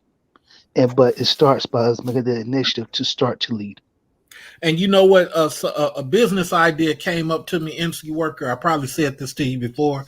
I would advise you to be a Craigslist school king. Offer people like $200 to $400 to help some of these Black boys on knowledge of what you do, or to pass a test, or whatever the case may be. And like I said to you before, man, if there's certifications in your field, go at it. Especially if there's some sales positions open, because I know they make like 100 to 150 minimum for pharmacy sales. Man, look, always advance, brother, because if you got that management situation, man, start looking at something that's paying even more, and maybe you can run a whole medical division. I'm always looking out for you, MC Worker. Always looking out, brother. Really appreciate that. Yeah. So let's get to Napal's questions. I'm eager to understand. I'm glad to pull Napal away from her side of the fence and come over here to this ADOS side. What are your thoughts, Napal? Give me those questions, my dear. Yeah. So basically, I wanted to start a conversation where it's not just like, from what I've been seeing in the manosphere, brothers, men deciding on, what type of woman. In fact, I think they call it a high value woman. Maybe they don't, or call her what type of woman is high value. But women, from what I've seen, are discouraged or told, you don't have the ability to decide who's high value as a male. I would think that Give me an example of the sentence you've heard to make sure I'm understanding the context. We obviously we got to give credit to the brother who brought it forward in the manosphere, Right. Kevin. So Right. Kevin, he pretty much does this. It's a bizarre. I sometimes I check in just to like be in awe of the women who call in. I might check in for like 5 minutes to just hear these women going through this this gamut of questioning from Kevin, like about their their way. Do you feel it's unjust? No, it's not that that's not even the word I would use, but okay, we could use the word unjust. It's just preposterous to me and hypocritical, because how can a brother, which I know a little bit about the manosphere, I've had my finger on the pulse of Ibmore and Black MGTOW and then the manosphere, so I know the philosophy and the ideals of the manosphere enough to know that one of the things said is you can't tell a man what a man is. I've heard that. And so what I want to understand is the balance of how can these brothers tell women what defines them as valuable, but then they don't get to be told what defines the man as valuable. So my point is value, one man's trash, another man's treasure. I mean, how can a man who is heterosexual have why does he have the say so on who? What I'm saying is women should be the ones saying who's a valuable man. It shouldn't be handed over to, unless they're homosexual. And I'm not saying that to be disrespectful. I'm saying if you're a heterosexual man, you don't get to sit and say, well, this is what makes a high value man. Now you women have to look at this, because I know the manosphere would never let women do that. They don't. Kevin doesn't let women say, well, I'm a 7, when he says, no, you're a 5, which is rating women is very demeaning. But let me be helpful. You get what I'm saying? Yeah. Let me be helpful. So if I say, hey, NC worker, I want a great chef. Mm-hmm. I want a great chef. And NC worker says to me, well, what is your taste palette like? What do you mean, my taste palette? Well, you got to get your taste palette right before you can demand of a great chef, because you won't be able to appreciate a great chef that I point out to you, because your taste palette isn't right. How's your taste palette? What type of great restaurants have you eaten at that you consider great restaurants? So when Kevin does that, that's all he's doing. But let me, Mr. Research, let me interject. Let me interject here. Because with that type of analogy or that type of example, some people would rather eat Vienna sausages than eat pate. They value the Vienna sausage. But we need for those people. I don't even know why I said Vienna sausages. No, I got it. But we need. I'm just thinking of the grossest thing. Okay, go ahead. Sorry. No, but we need to have those people say that they want the Vienna sausage. See, you may say that for them, but they're not saying that. No, now I'm getting confused. So you're saying the brothers? I'm saying using your example about pate versus the Vienna sausage, right? The women are called up wanting pate. Nepal is saying, well, they probably want Vienna sausage. That's not what they're saying. So going back to my chef example, I'm not saying I want to go to Sizzler. Nepal is saying I might want to go to Sizzler. I'm saying to NC worker, I want a great chef. So the problem is the premise itself. When the ladies call up to Kevin or me or anybody, you're saying you want a certain standard. Matter of fact, let me put it on dudes for a minute because you mentioned that. Dudes will say they want a certain type of woman. Okay, what type of dude are you? Well, what does that mean, Mr. Research? You trying to shame me? No, I'm asking you, what do you do for a living? Well, why are you asking me what I'm doing for a living? What does that have to do with it? Because women want safety and stability. And what you do has to tie into that. The way that Kevin is saying, guys want something great to look at and maybe a great homemaker. That's important to them. So sometimes it's not that it's an attempt to be belittling. Sometimes the person is answering the question based on the audience, which is women. Sometimes the person is asking the question based on the audience that is men. It's disingenuous to use women's standards to tell you what men want of that caliber. Like me, I'm an established man. I'm not a high value guy, but I am an established career man. I don't care about big booties and big breasts. No, I care about stability, politeness, great mentality, and disciplined, able to discipline herself without me having to do that. Okay, hold that thought. Hold that thought. See, so you, according to what you just said, that's not what he defines as the priority in a high value woman. He puts looks on the top, and that is because that. So you're making my point. Exactly. That's what I'm trying to say. I agree with you. What you're saying. It's like a man. At the end of the day, these women are who are calling in. They have very. Let me be careful. Yeah, because you can't speak for them.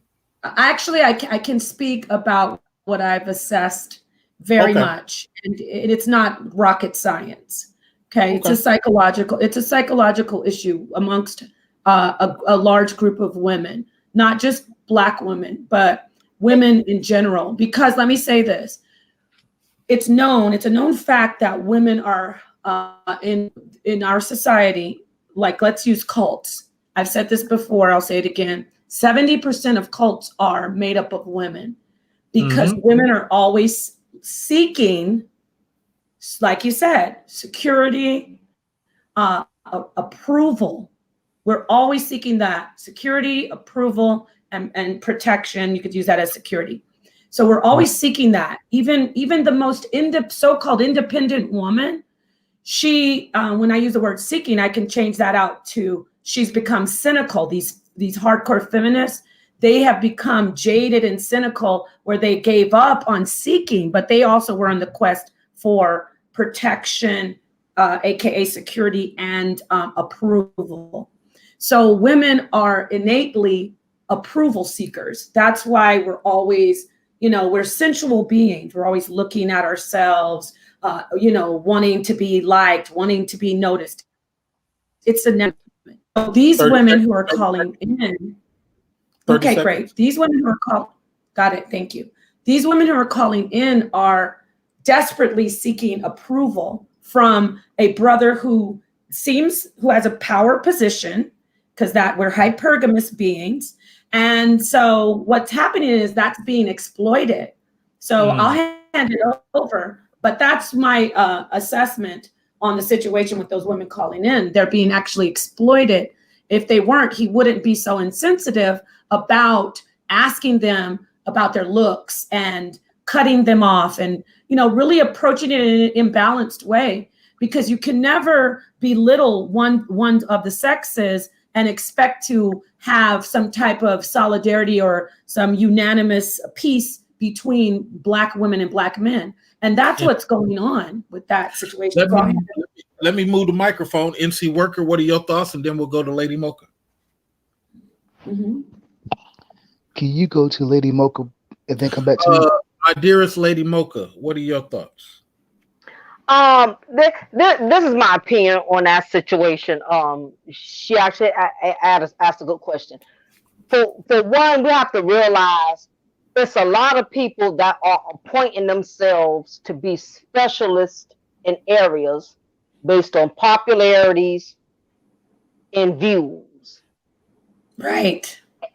And what has happened is people are appointing themselves.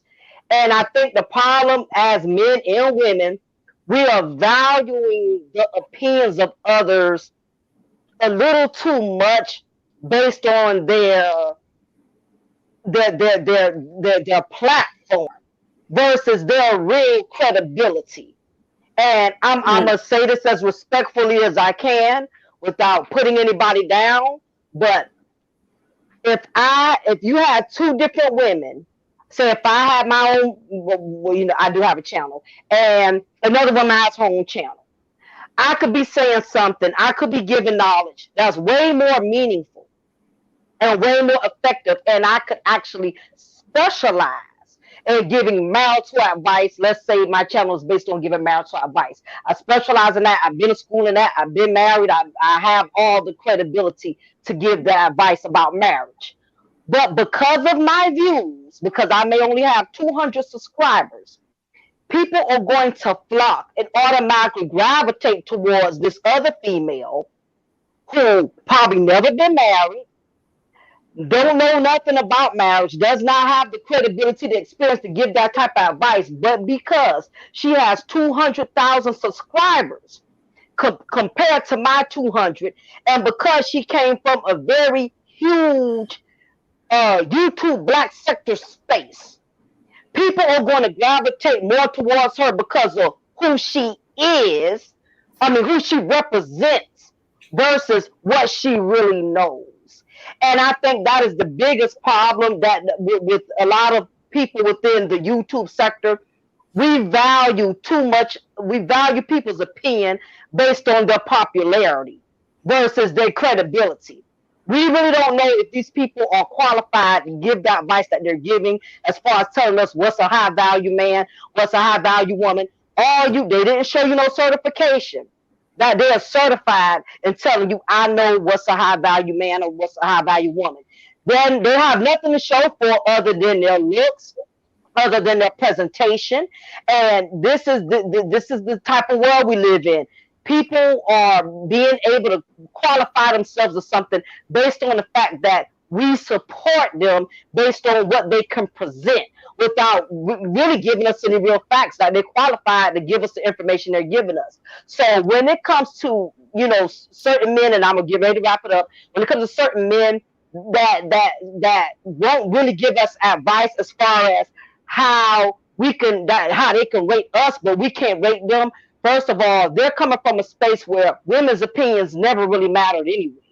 You have to look at where they came from, the type of sector they came from. Our opinion don't matter anyway. So the last thing they want to do is give us advice based on what they can do for us, or how they can rate themselves, or how we can rate them. It's that they're not going to give us that anyway.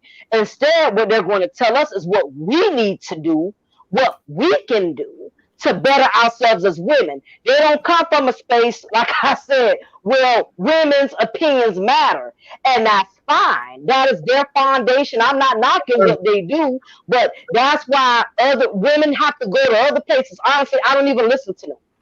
I don't listen to them.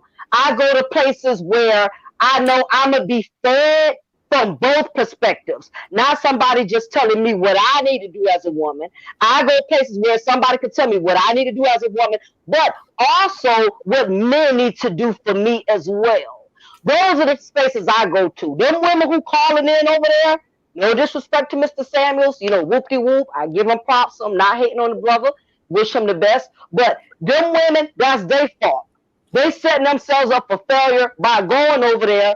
And I'm not knocking the advice they give him. He gives them advice, but at the same token, they also need to go to other spaces as well. Because if you're constantly being told you're fat, you're not this, you're not that, you're not really getting the effective advice that you need. You need to go somewhere where somebody's going to also tell you how men need to treat you as well.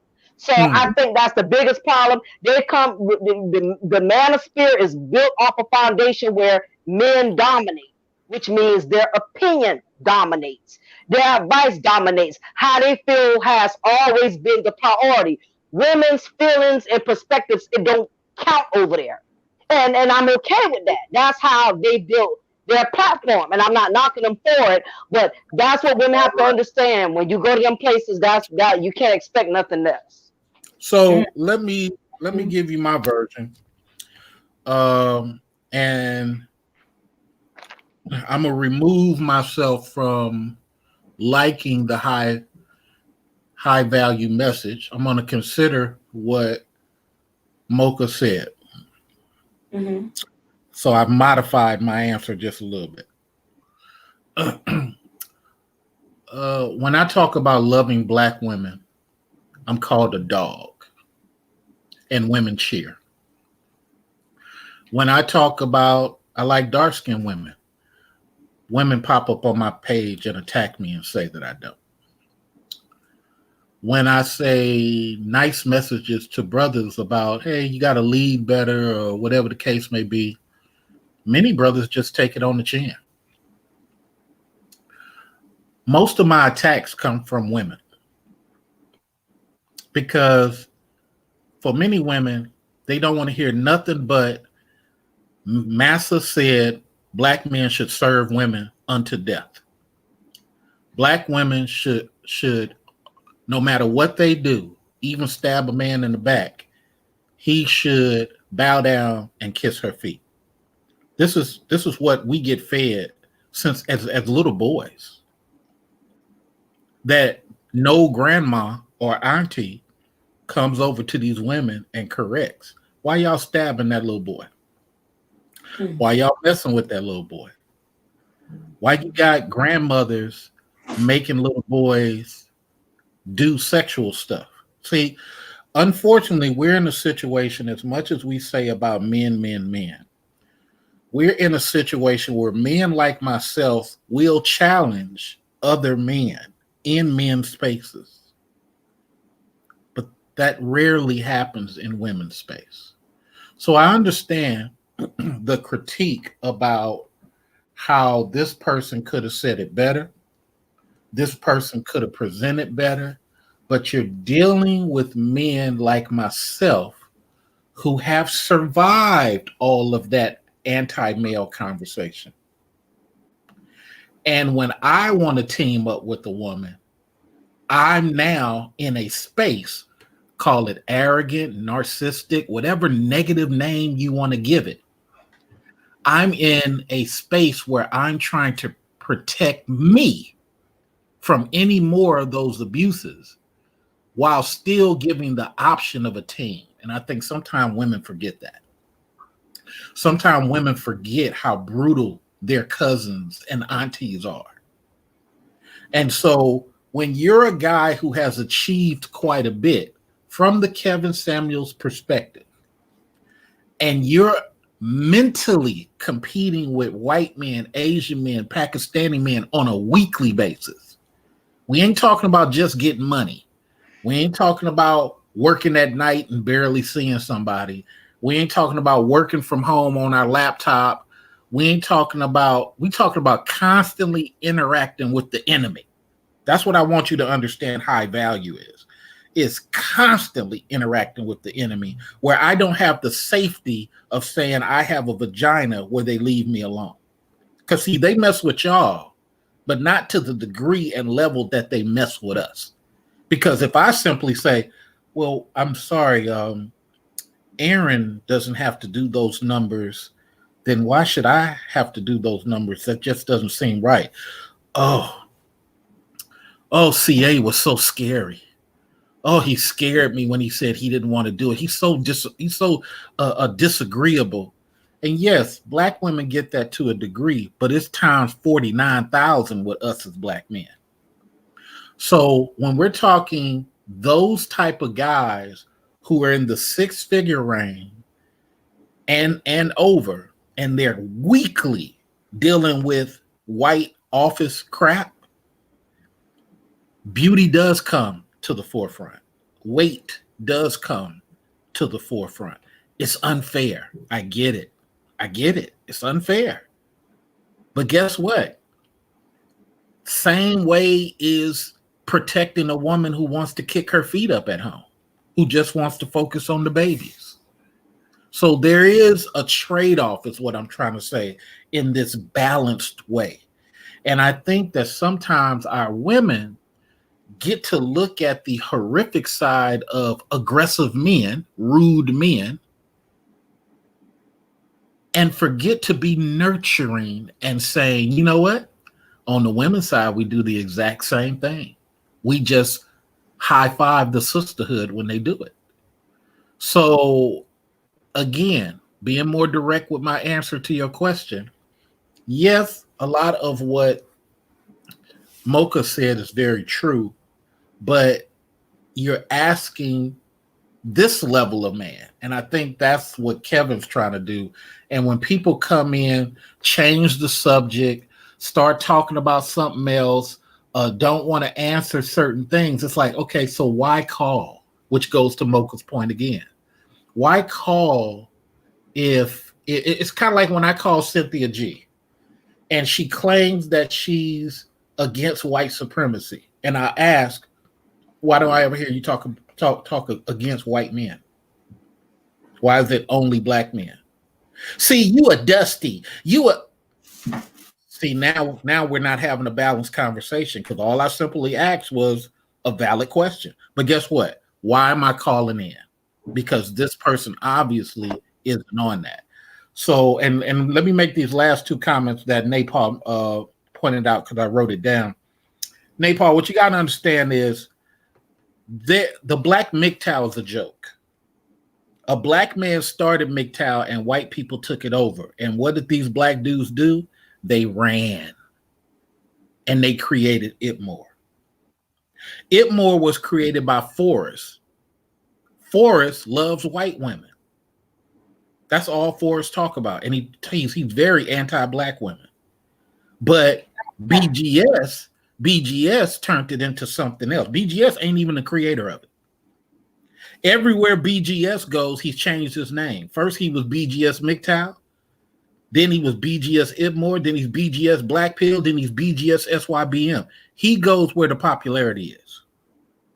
So the unfortunate thing when you look at the manosphere, it's a bunch of low-producing dudes.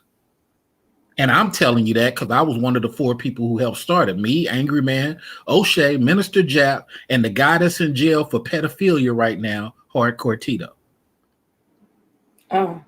How do I know all these things? Because I've been around for a minute. That's why I quote dates, timelines, so that way you know I'm just not making a speech. The manosphere is damaged because it should be about, hey, I work in plumbing, you work in plumbing, let's make a plumbing conglomerate. But it's not about that. It's about, we got to get Napalm and Lady Mocha to obey. Obey what? You're not the supervisor. You're not the manager. You're just a forklift guy punching in. Well, why are you trying to shame brothers? I don't think you should. Wait a minute. You're over 28. The immigrant that just got to this country is your manager now. What sense is that making? You've been at the company for 8 years. So I just wanted to put that in there.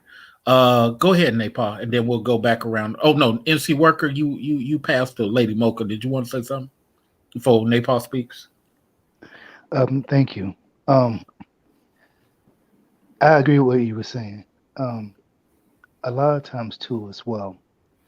Sometimes when we hear criticism or things that we don't like, sometimes it makes us feel a certain way. But it makes us feel that certain way because in the back of our minds, we know what we just heard is true. So being that we are adults, we have to do the adult thing and be able to make those necessary changes if we want to be able to grow and to prosper.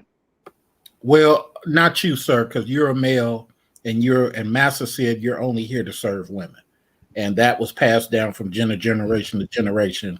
The chicken. Chicken George Well, is the ideal man, and Kunta Kinte is a sellout because he want to be free. So you got the wrong one. that was me being facetious. I had to get that out. I know. Napal, you're up, Napal. I'm on mute. What are your thoughts? Thank you for building too, Napal. Yeah, definitely. I agree with a lot of what I love what the sister said. She hit it on the head, and then I agree with what you said. How you expounded on what she said, and then you elaborated about how you have a common. Every time I talk to you, you have a common ideal. Like I hear it coming out. You're always about men leading well and men breaking that program of, like you said, that broken program of the big mama lording over men. I'm 100% for that. I think that men should lead. I do. When I said in the background, I meant like a man isn't about being seen so much as being his presence felt. So that's what I meant. But yes, definitely, I appreciate that about how you do always talk about Black male leadership, because I've even had some debates about the hierarchy of power, where I believe a man is a leader and then the woman follows, but people think, oh, that's degrading, or that's you're talking about women being oppressed. And no, I'm a powerful woman, but I want an even more powerful man in my life, and so I appreciate that that theme or that idea, your ideals that you put out there and it resonates with brothers who understand that is a big problem, if not the main issue amongst our people, is that I always go back to slavery, just like you said, Chicken George and Kunta Kinte. I know that was a little tongue in cheek, but there's a lot of real gravity to that statement because it's real. It goes back to the programming, and it gets complex though, because yes, there's programming. Yes, we are the only women. I'm talking about ADOS women. Tariq calls us what? Foundational Blacks. Women, we're only women in society, the only women who had to or were put in a position of you lead your man. That's paramount and that's necessary. And we've been in that position so long. I'm not giving our sisters a pass. I'm talking about what the problem is. We've been in that position so long that most of us are afraid. And when I say us, I mean in general. I'm talking about Black women. They've seen it fail when they do hand over that power, so to speak. Because what they've done is handed that power over to, or relinquish the power and and submit, handed it over to the wrong type of male, not a male that thinks like you or other brothers that have that same type of sentiment as you do about the position of a man. And then being in society, it's so easy to go back to a program when you see it fail, when you're a Black woman and you hand it over and you said, wow, he's totally used me, same story, left me behind, now I'm raising children by myself. And then, so I guess what I'm getting at is we see brothers trying, not, when I say trying, I don't say it lightly. We see brothers making yet another attempt as men to gain control over what they should have control over. Not as if we're Stepford wives and robots and fembots with, that they just order around. But I like what the sister said, and I like what you say, and the brother NC worker. It's all about our men saying, look, we have to break this program and get in our leadership position again. Yeah. So it seems like they're trying everything, and I'm gonna wrap it up. Seems like they're trying everything, and then this whole Ibmore Manosphere thing is just another attempt for our men to say, look, we're breaking this program and we want our women to be in order. But what the problem is, and then I hope you can elaborate on this. The problem is there's a lot of resentment that's being mixed in with the whole we're taking over. If brothers could move away from, now we've already had the microscope on us for a long time as Black women. This isn't the 90s. And bless the doctor, Shahrazad Ali. I love her, and I love her books. I've read her book more than once. It's like a Bible in my home. But that is a different time. And even she said this to me. She said, no, times have changed. Now the Black woman is on the microscope. So when will this is what I want to ask you, brothers. When is it going to get to the point where, okay, we get where we're failing as women, and as you brothers do take control, less of the shaming and oh, you're wrong, and you this, that, and you're fat, and your value is only in your looks, and more of what you said, Mr. Research. Remember what you said? You said you look for something more profound in a woman. When is that going to be the common theme? Go on. I'm sorry. Very answer, and I'll let Mocha speak after I say this. Nepal, stop looking at the manosphere as nothing more than underachievers. Okay. Majority people in the manosphere, every time you talk to a manosphere person, you too, Mocha, ask them, hey, what industry do you work in? You didn't ask them what they're doing for a living. You ask what industry. 9 times out of 10, they're going to say, what that got to do with it? Because they're ashamed. And you don't give reverence to people when they say stuff, even if they say the sky is multicolored and not just blue, when they haven't achieved much in life on planet Earth. And we're dealing with a lot of people over in the manosphere with failed marriages, working just enough jobs. Wow. One of the people you kind of mentioned, you quoted, I'm not going to say his name. He's the oldest person, got 2 failed marriages and 2 different kids by 2 different baby mamas who one of them don't even listen to his advice. But he's known in manosphere spaces. So don't trip off what non-producers are saying.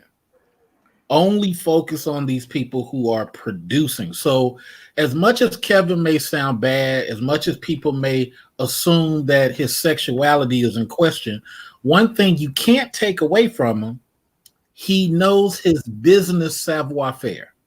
He knows people who operate in business and how that moving of the political numbers works. One of the things I was disgusted with watching your guy Sarnetta, this was years ago, is Sarnetta had rented a church or rented something. These other dudes didn't even want to help Sarnetta financially, but wanted to be on the microphone. Wanted to be on the microphone so much that there was an argument. And I'm like, are y'all serious? Y'all didn't even help this dude secure the building. That's the problem we're having in male spaces, Nepal. A bunch of people who have not gone to their job. Hey, I need an extra $3,000, $300 so I can help Sarnetta secure this building. You got any overtime? I'm tired of being the person that just mops the floor. I want to be supervisor of the mop the floor people. And if I can't do it here, I'm going to go over to the next company so I can be supervisor over there. In 3 months, there's a job came open. We're not advancing, yet we want to do a lot of talking. That's where the problem is. And because you have a heart for men, you think these guys are men. There's a Japanese term called old boy. It's a Japanese term called old boy. You're not a man. You're just an older boy. And that's what a lot of these dudes are. These dudes are older boys. They haven't achieved much.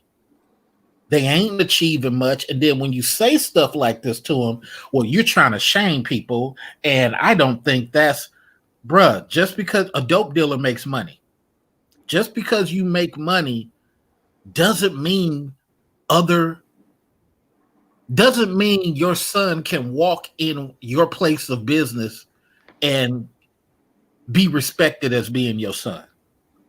And every other nationality is on that. This is Muhammad. This is Muhammad. He's just coming to look and see what daddy does. 16 years later, Muhammad is supervisor over the old black men he got introduced to 16 years ago. What sense does that make? Lady Mocha, sorry to keep you waiting. What are your thoughts? Oh no, you're fine. I was sitting back and just taking in everything everybody was saying, and I'm glad that you brought up something that I was getting ready to go into.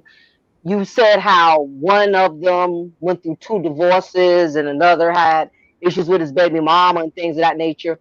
What what I've come to realize in this YouTube sector, in the black YouTube sector, is a lot of people are giving advice from broken places. A lot of people are giving advice based on their own personal negative experiences, and when we hear the word bitter, we automatically want to relate it, associate it to women when we hear the word bitter. But over time, as I have been in this YouTube game, I have come to realization that there's also a lot of bitter brothers as well. A lot of us as black men and black women have gone through so much with each other, which is the reason why we go in on each other so much and so hard, because I see some of the sisters do it. You got some of these sisters who got their feminist spaces, and they also, holding hate black men campaigns and stuff, poisoning other sisters, in about how all black men ain't no good, and telling black women you need to swirl, you need to go outside, you need to do Where are this, you the need to do white that. where are the white husbands? I have not seen these white There, USA husbands. I see white Germans. I see England.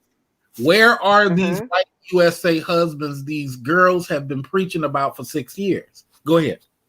Oh, and I agree, and also with all due respect to some of these brothers who are going in on black women so much, they don't want to show their significant other, because their significant other is everything that they are preaching other black men to stay away from. We They're we telling said other black men to stay away from overweight women and this and we that type of women, and those are the same type of women that they're dealing with off the camera.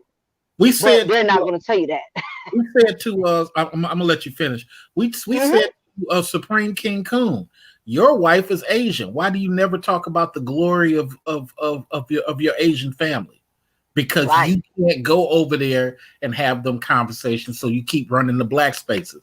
The dude with a helmet on his head who created SYSBM, and nobody even follows him for his own creation. They taking it away from him. Mad Bus Driver, his wife's Asian, but when you go Mm. to his site off of YouTube, he got white porn all over everywhere. It doesn't make Wow. sense. This is why I tell Napal, stop paying attention to these This is why I don't, and you absolutely right. That's why I was just getting ready to say. That's why I don't take nobody on YouTube deep, because we have a lot of people that are living one way in the cyber life. In a real life, they are doing everything that they are preaching everybody else to stay away, to stay against. You have a lot of people on YouTube. You can be all of what you pretend to be. You can preach against narratives that you don't even live by. You have the advantage of doing that, unless somebody who knows you personally exposes you and puts you out on blast, and then you have to walk that hall of shame and shut your channel down and stuff like that. Once people put out there who you really are. But that is why I don't take YouTube deep. And personally, I go to spaces where my spirit fits well. And I respect that's what the brothers do. That's why I'm not one of them sisters. I don't go over there in the chat room screaming and yelling at them. But why y'all talking about black women like this? Why I don't do that. I go where my spirit, where I'm going to get fed spiritually. I don't go to those spaces because they don't feed me intellectually. They don't feed me spiritually. They don't feed me. And I'm the kind of person, I'm careful about who I allow in my ear gate. Certain women channels, I don't go to certain women channels because I don't want to hear women talking bad about black men day in and day out. I'm married to a black man. If I sit there and hear that day in and day out, I'll start looking at him some type of way. Wait. And sizing him up. Here's So, also funny. Those yeah. some of those same women, when they fail with their significant other, and Mhm. now they're broken up, a la Crystal Swirls, you got a baby by a Cuban guy, and he ain't even with you. You know, it's like I always question the fan base. Like, you're following a person that's failing at their own message. I don't get it. But okay, Mhm. do your thing. You hate black males, and I tell these dudes, stop going over to innocent women channels who are not attacking you, trying to create Mhm. enemies. If you want to go after somebody, go after the people who are talking about black males. Don't go to innocent, well, you women ain't nothing but swirlers. Look, an interracial dater is probably the most quiet, polite person ever because they never say anything Right. about the black community. But a swirler has to say something. They have nah. They gotta do something. Go ahead and finish up so we can go to NC Worker, Lady Mocha. Yeah, and that's basically, what I was saying was that, I don't take people deep on YouTube because a lot of people are broken. And YouTube has become the new playground for a lot of miserable individuals. People are only giving advice from a hurt place. If I've had nothing but unpleasant experiences with black men, most of my content is going to be negative about black men. If I didn't get no child support from my baby daddies in almost 2-3 years, of course I'm gonna be feeling some type of way about black men. People are only going to preach on the narratives that that is personal to them. So when I hear a black man up there going in on black women, I say, oh, he's something. Somebody did something to him. If this is all he can talk about day in and day out, then something obviously happened. And this is the last point I want to make, and I'm gonna let the next guy speak. There's a misconception that black women, we can't handle truth, because I hear that a lot when we say that, I don't mind getting criticized, but I can't take the bashing. It's been guys that said, no, you can't handle the truth because evidently it relates to you. That's why you feel some type of way, and that's not always the case. It's not always what you say, it's how you say it. It's one thing when you tell me it's not wrong that I need to better myself as a woman, take care of my health, versus telling me I'm a fat bitch. You a fat black bitch. To me, that's bashing. Okay. Now, if you're telling me, sister, you need to be more cautious about your health. You need to take better care of yourself. We want you around for a while. You got kids to live for. I can receive that. Oh, that's giving me critical critique versus just straight out bashing. And I think that's the misconception. If somebody's growling at you, you're not going to be able to receive what they're saying to you because it's disrespectful and it's an insult. You get what I'm saying? So I just want to leave that point at that because there's a misconception that we don't like to be told what to do, and that is not true. It's just your deliverance and how you come at us with it. Half the people telling you, half of them are doing it from a nah point of view. It's kind of like when we as managers and owners talk with brothers. Why you talking down to us? Talking down, bruh. What you talking about? Talking down. Some people like what they do. Yes, you can like what you do, but don't complain about how massa comes in and fucks with you because you need power. Don't complain about you working at a place for the past 15 years and look how they treated you. You had a lot of opportunity to get power. And advice to both of you women for y'all channels, you need to start saying to these women and these girls, look, if he don't have power, don't make excuses for him. It's 2020. It's the internet. Stop working with a brother. You don't need to work with a brother. There is a boring guy out there somewhere with a lot of safety.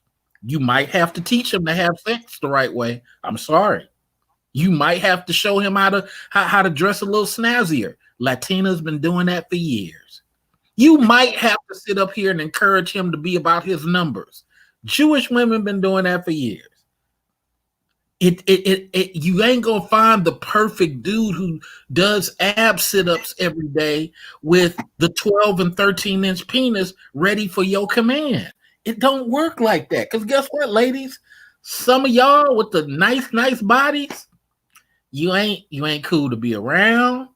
You ain't, so it goes both ways. You're always gonna have somebody lacking in something. But I think, ladies, y'all gotta start pumping out that some of these managers and owners are better, because guess what? The Pakistani women are coming. NC Worker, and then we're gonna go back to Nepal.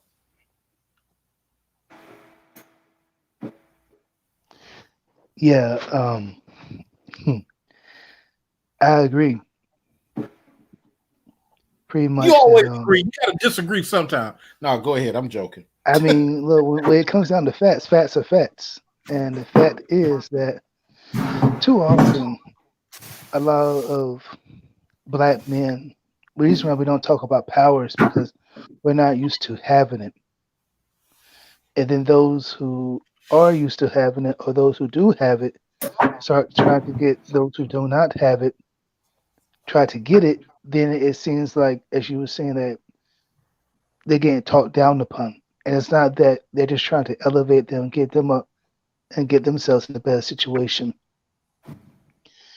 And also, too, when it comes down to the female aspect of it, a lot of times, too, sometimes some women don't want a guy who is advancing, is because they themselves will have to advance and have to also be working alongside with the guy who's advancing. Before you came in, Mocha said that. Go ahead. Okay.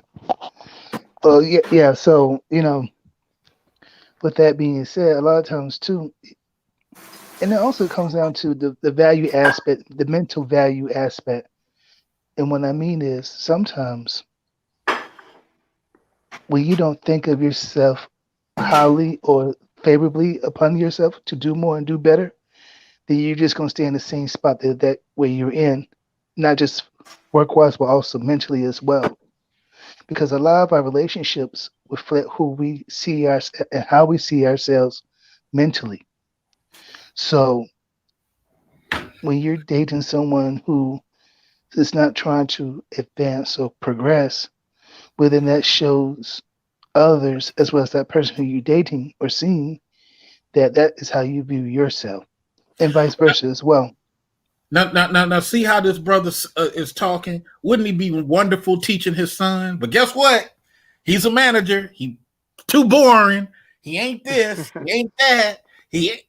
And it's like some little Latina is gonna be like, you know what?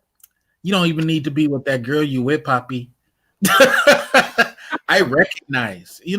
That's just how it works. Go ahead and finish, NC Worker, and then we'll go back to Nepal. Funny you say that, because I do speak Spanish, but so yeah, I mean, when it comes down to this part of sector of YouTube,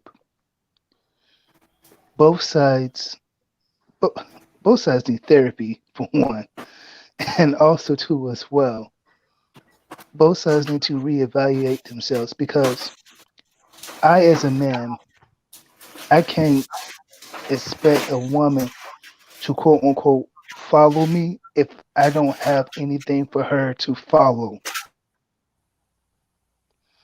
And so with that being said, if I don't have anything for her to come behind me with, then she's not going to follow regardless. So with that being said, I, as a man, need to have something for her to be able to look up to, or to be able to follow behind, so that she can be, and as we say, as be submissive, or to follow my lead or instruction. And you got to have a plan, because at the end of the day, I know women don't like when I say it. Your husband many times is like a third son. Women don't like to hear that. But I tell guys the same thing. Your wife sometimes is like a third daughter. It's You don't, true though. you don't want to disappoint this third daughter. Daddy, look at my dress. Daddy, look what I did for you. Daddy, I made you a cake. You like, oh my God, I'm trying to get some sleep. But you know what? You have to do that. And then on the women's side, Mama, look what I did. Mama, I did that. You know, it's just like that sometimes. And I just think people would operate better if they understood this is a team. Ain't nothing perfect about this thing. But the one thing we can do is be considerate of our mouths. Don't do nothing that goes against the team. Don't do nothing that goes against the team. That's all we gotta not do. Don't do. You can say what you're gonna say, do what you're gonna do, but don't go against the team. I piss you off in public. You piss me off in public. I'm gonna talk to you about that when we get to the car. I ain't gonna say nothing now, because your friends are here. You're gonna enjoy yourself. You see what I'm saying? It's like, don't do stuff against the team. Go ahead and get your last part, MC Worker. Then I got to get to Nate Paul, and then we're gonna start wrapping up because I need to go to sleep. I understand that. So yeah, I mean, both sides have to be mindful of what we're saying, because there are other people, other cultures looking at how we view and how we treat each other. And so how we treat each other, a lot of times how others going to treat us. You cannot expect someone to treat you better if you don't treat yourself the way you expect other people to treat you. Mm. And it also goes into particular this space here between the dynamic of men and women. Men on one hand cannot expect women to treat men better if they don't speak and treat women better, and vice versa. 30 seconds. Oh, that was it. Okay. Nate Paul. Nate Paul. Nate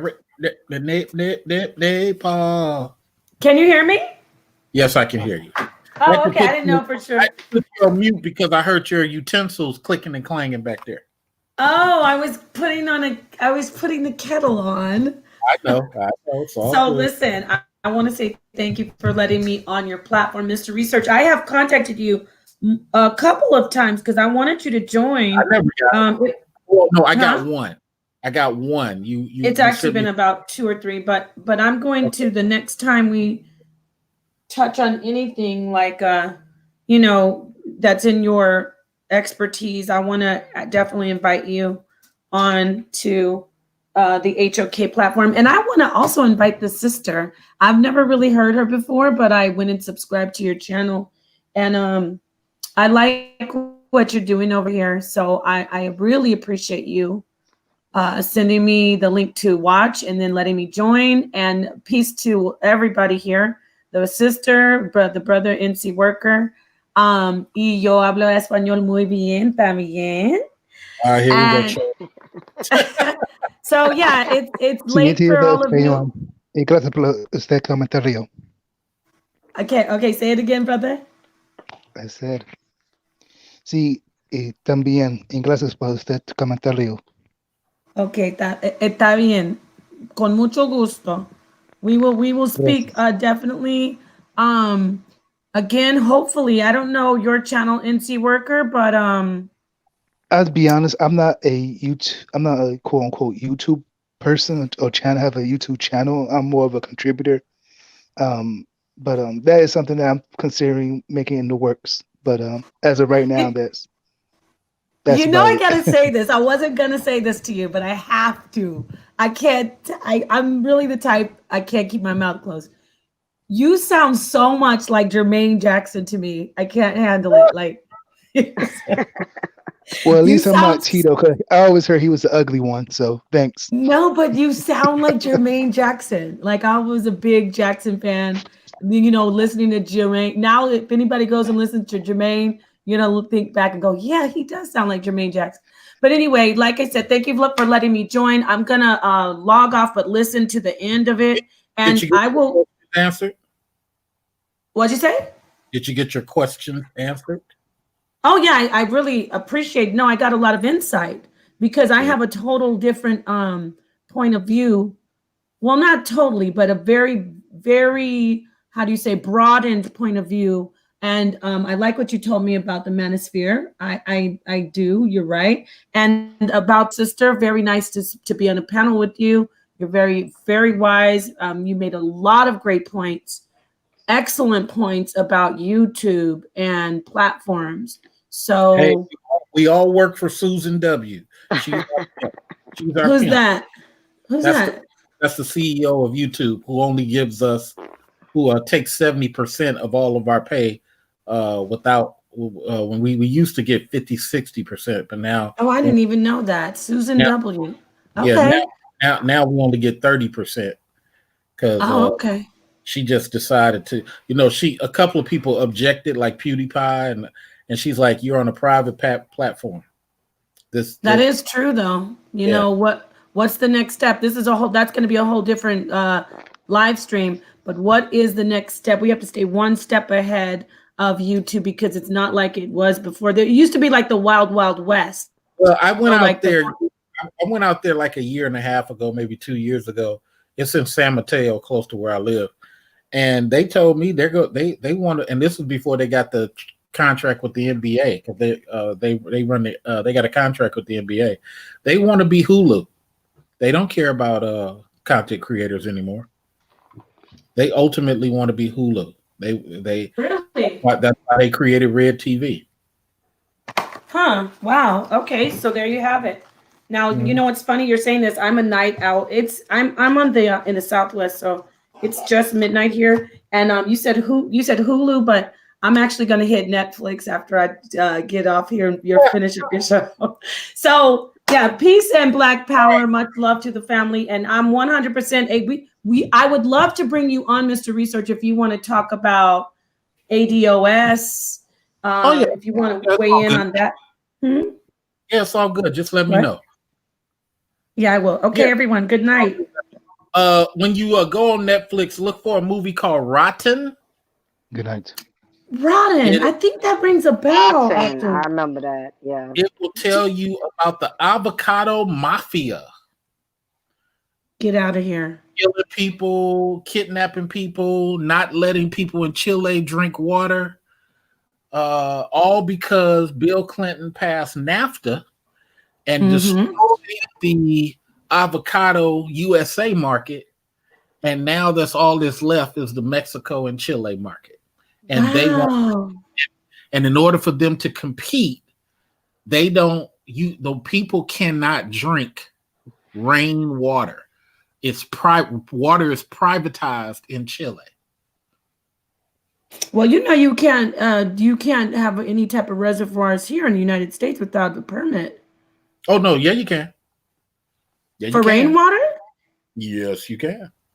Oh, you're gonna have to show me how you get around that, because where I am, you have to have a permit to set up a reservoir. Yeah, well, it's how you create it and how visible. Well, it's how you create it, because my friend used to go around checking years ago. He had a job like that, and it's all about blatant violation. It ain't about the person who just wants to have it, and maybe they done disguised it a little bit, put some shrubbery. It's about the person who's like, I have the right to. Nah, bro. Okay, yeah, that makes sense, because if you could just make it kind of clandestine, or maybe you could even say, oh, it's really a rain gutter, but it actually recycles rainwater, right? Because that wouldn't really be like a reservoir. The gutters. Blatant. But let me start wrapping up. All right. Good night, everyone. Lady Mocha, give me your final thoughts. Thank you for coming through, Lady Mocha. Like I said, only reason I'm up this late because, like I said, I'm a correctional officer, Around this time, I sleep all day and I'm up all night. I do night shift. I refuse to work day shift at the jail. I want all the inmates sleep when I'm dealing with them. So that's the only reason why I was up this late. But nevertheless, the content, it was definitely awesome. I'm glad. I like to do panels because I like to meet different people because I'm always on my channel by myself. Got to I don't do get to meet a lot of safe people. panels. Safe panels.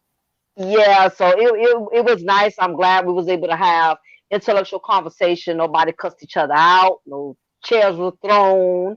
You You should know, nobody got kicked down the stairs. you should hear the video I posted up on somebody else's. It was from somebody else's channel, but one of the guys revealed he was gay, but he ain't gay no more. Oh, Just from them. These spaces are just. I tell you that's why really, you know, I do not take this YouTube thing personal at all. I just don't because, like I said, it's a lot of people. You know, like I said, it's a lot of people that's YouTube fronting. They live totally different. Once they, you know, log off and they shut that computer down, they're doing the complete opposite of everything they be preaching for everybody else not to do in these YouTube streets. So it is what it is. People got to make their money, get their subscribers, you know. Pay Got to rent. pay rent, so I don't knock the hustle. If you got to do false advertisement to get your super chats up, you know, it is what it is. But yeah, it's definitely been awesome. 5 videos a day. Yep, yeah. I mean, and just be hogging up the YouTube, you know, the YouTube airways. I'm like, how you know, every Friday night, every Saturday night. I'm like, I got a life outside of YouTube.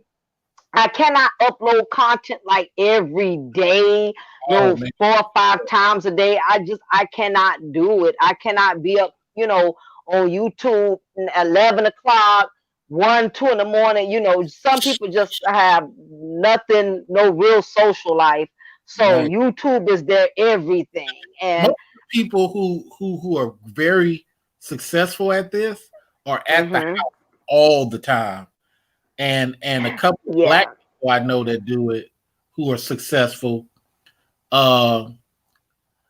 they don't have a house yet. Yep. See, they still in the studio. And Yep.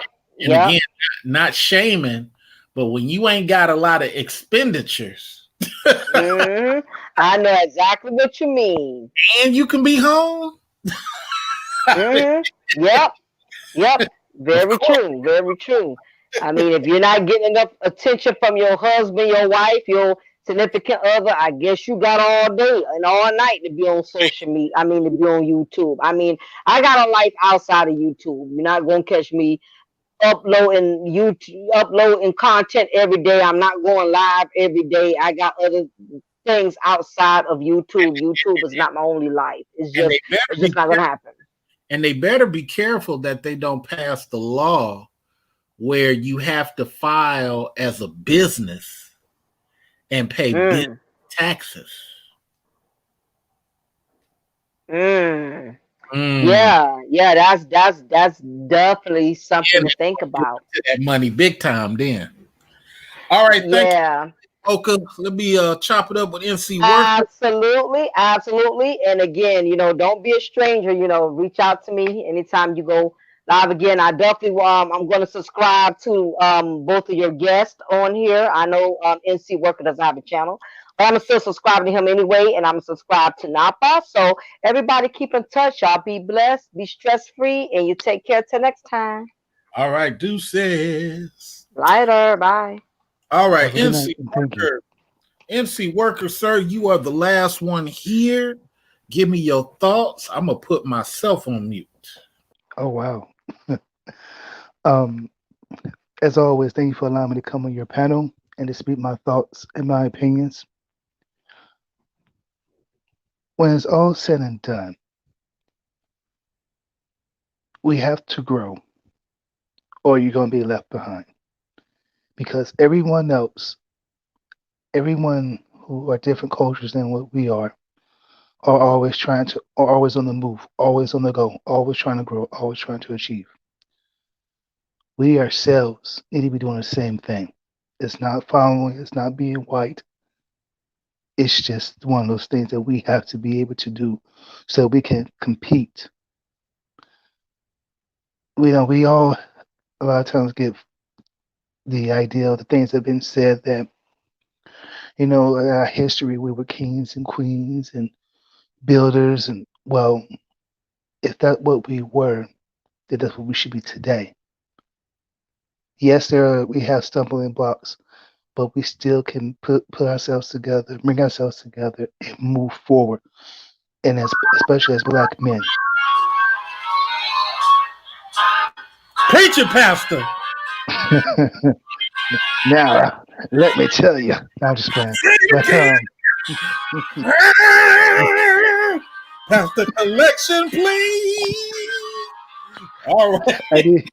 I did hit you up on your Cash App. I don't know if you got it, but I got to check it out. I didn't even know. Thank you so much. I do appreciate it. No problem.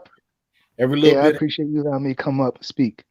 Yeah, absolutely. And sir, I'm going to keep pushing you. Perfect your profession. Don't get happy at that damn place. Look for more money, the more opportunity. You can always go backwards, but forward only comes every couple of years.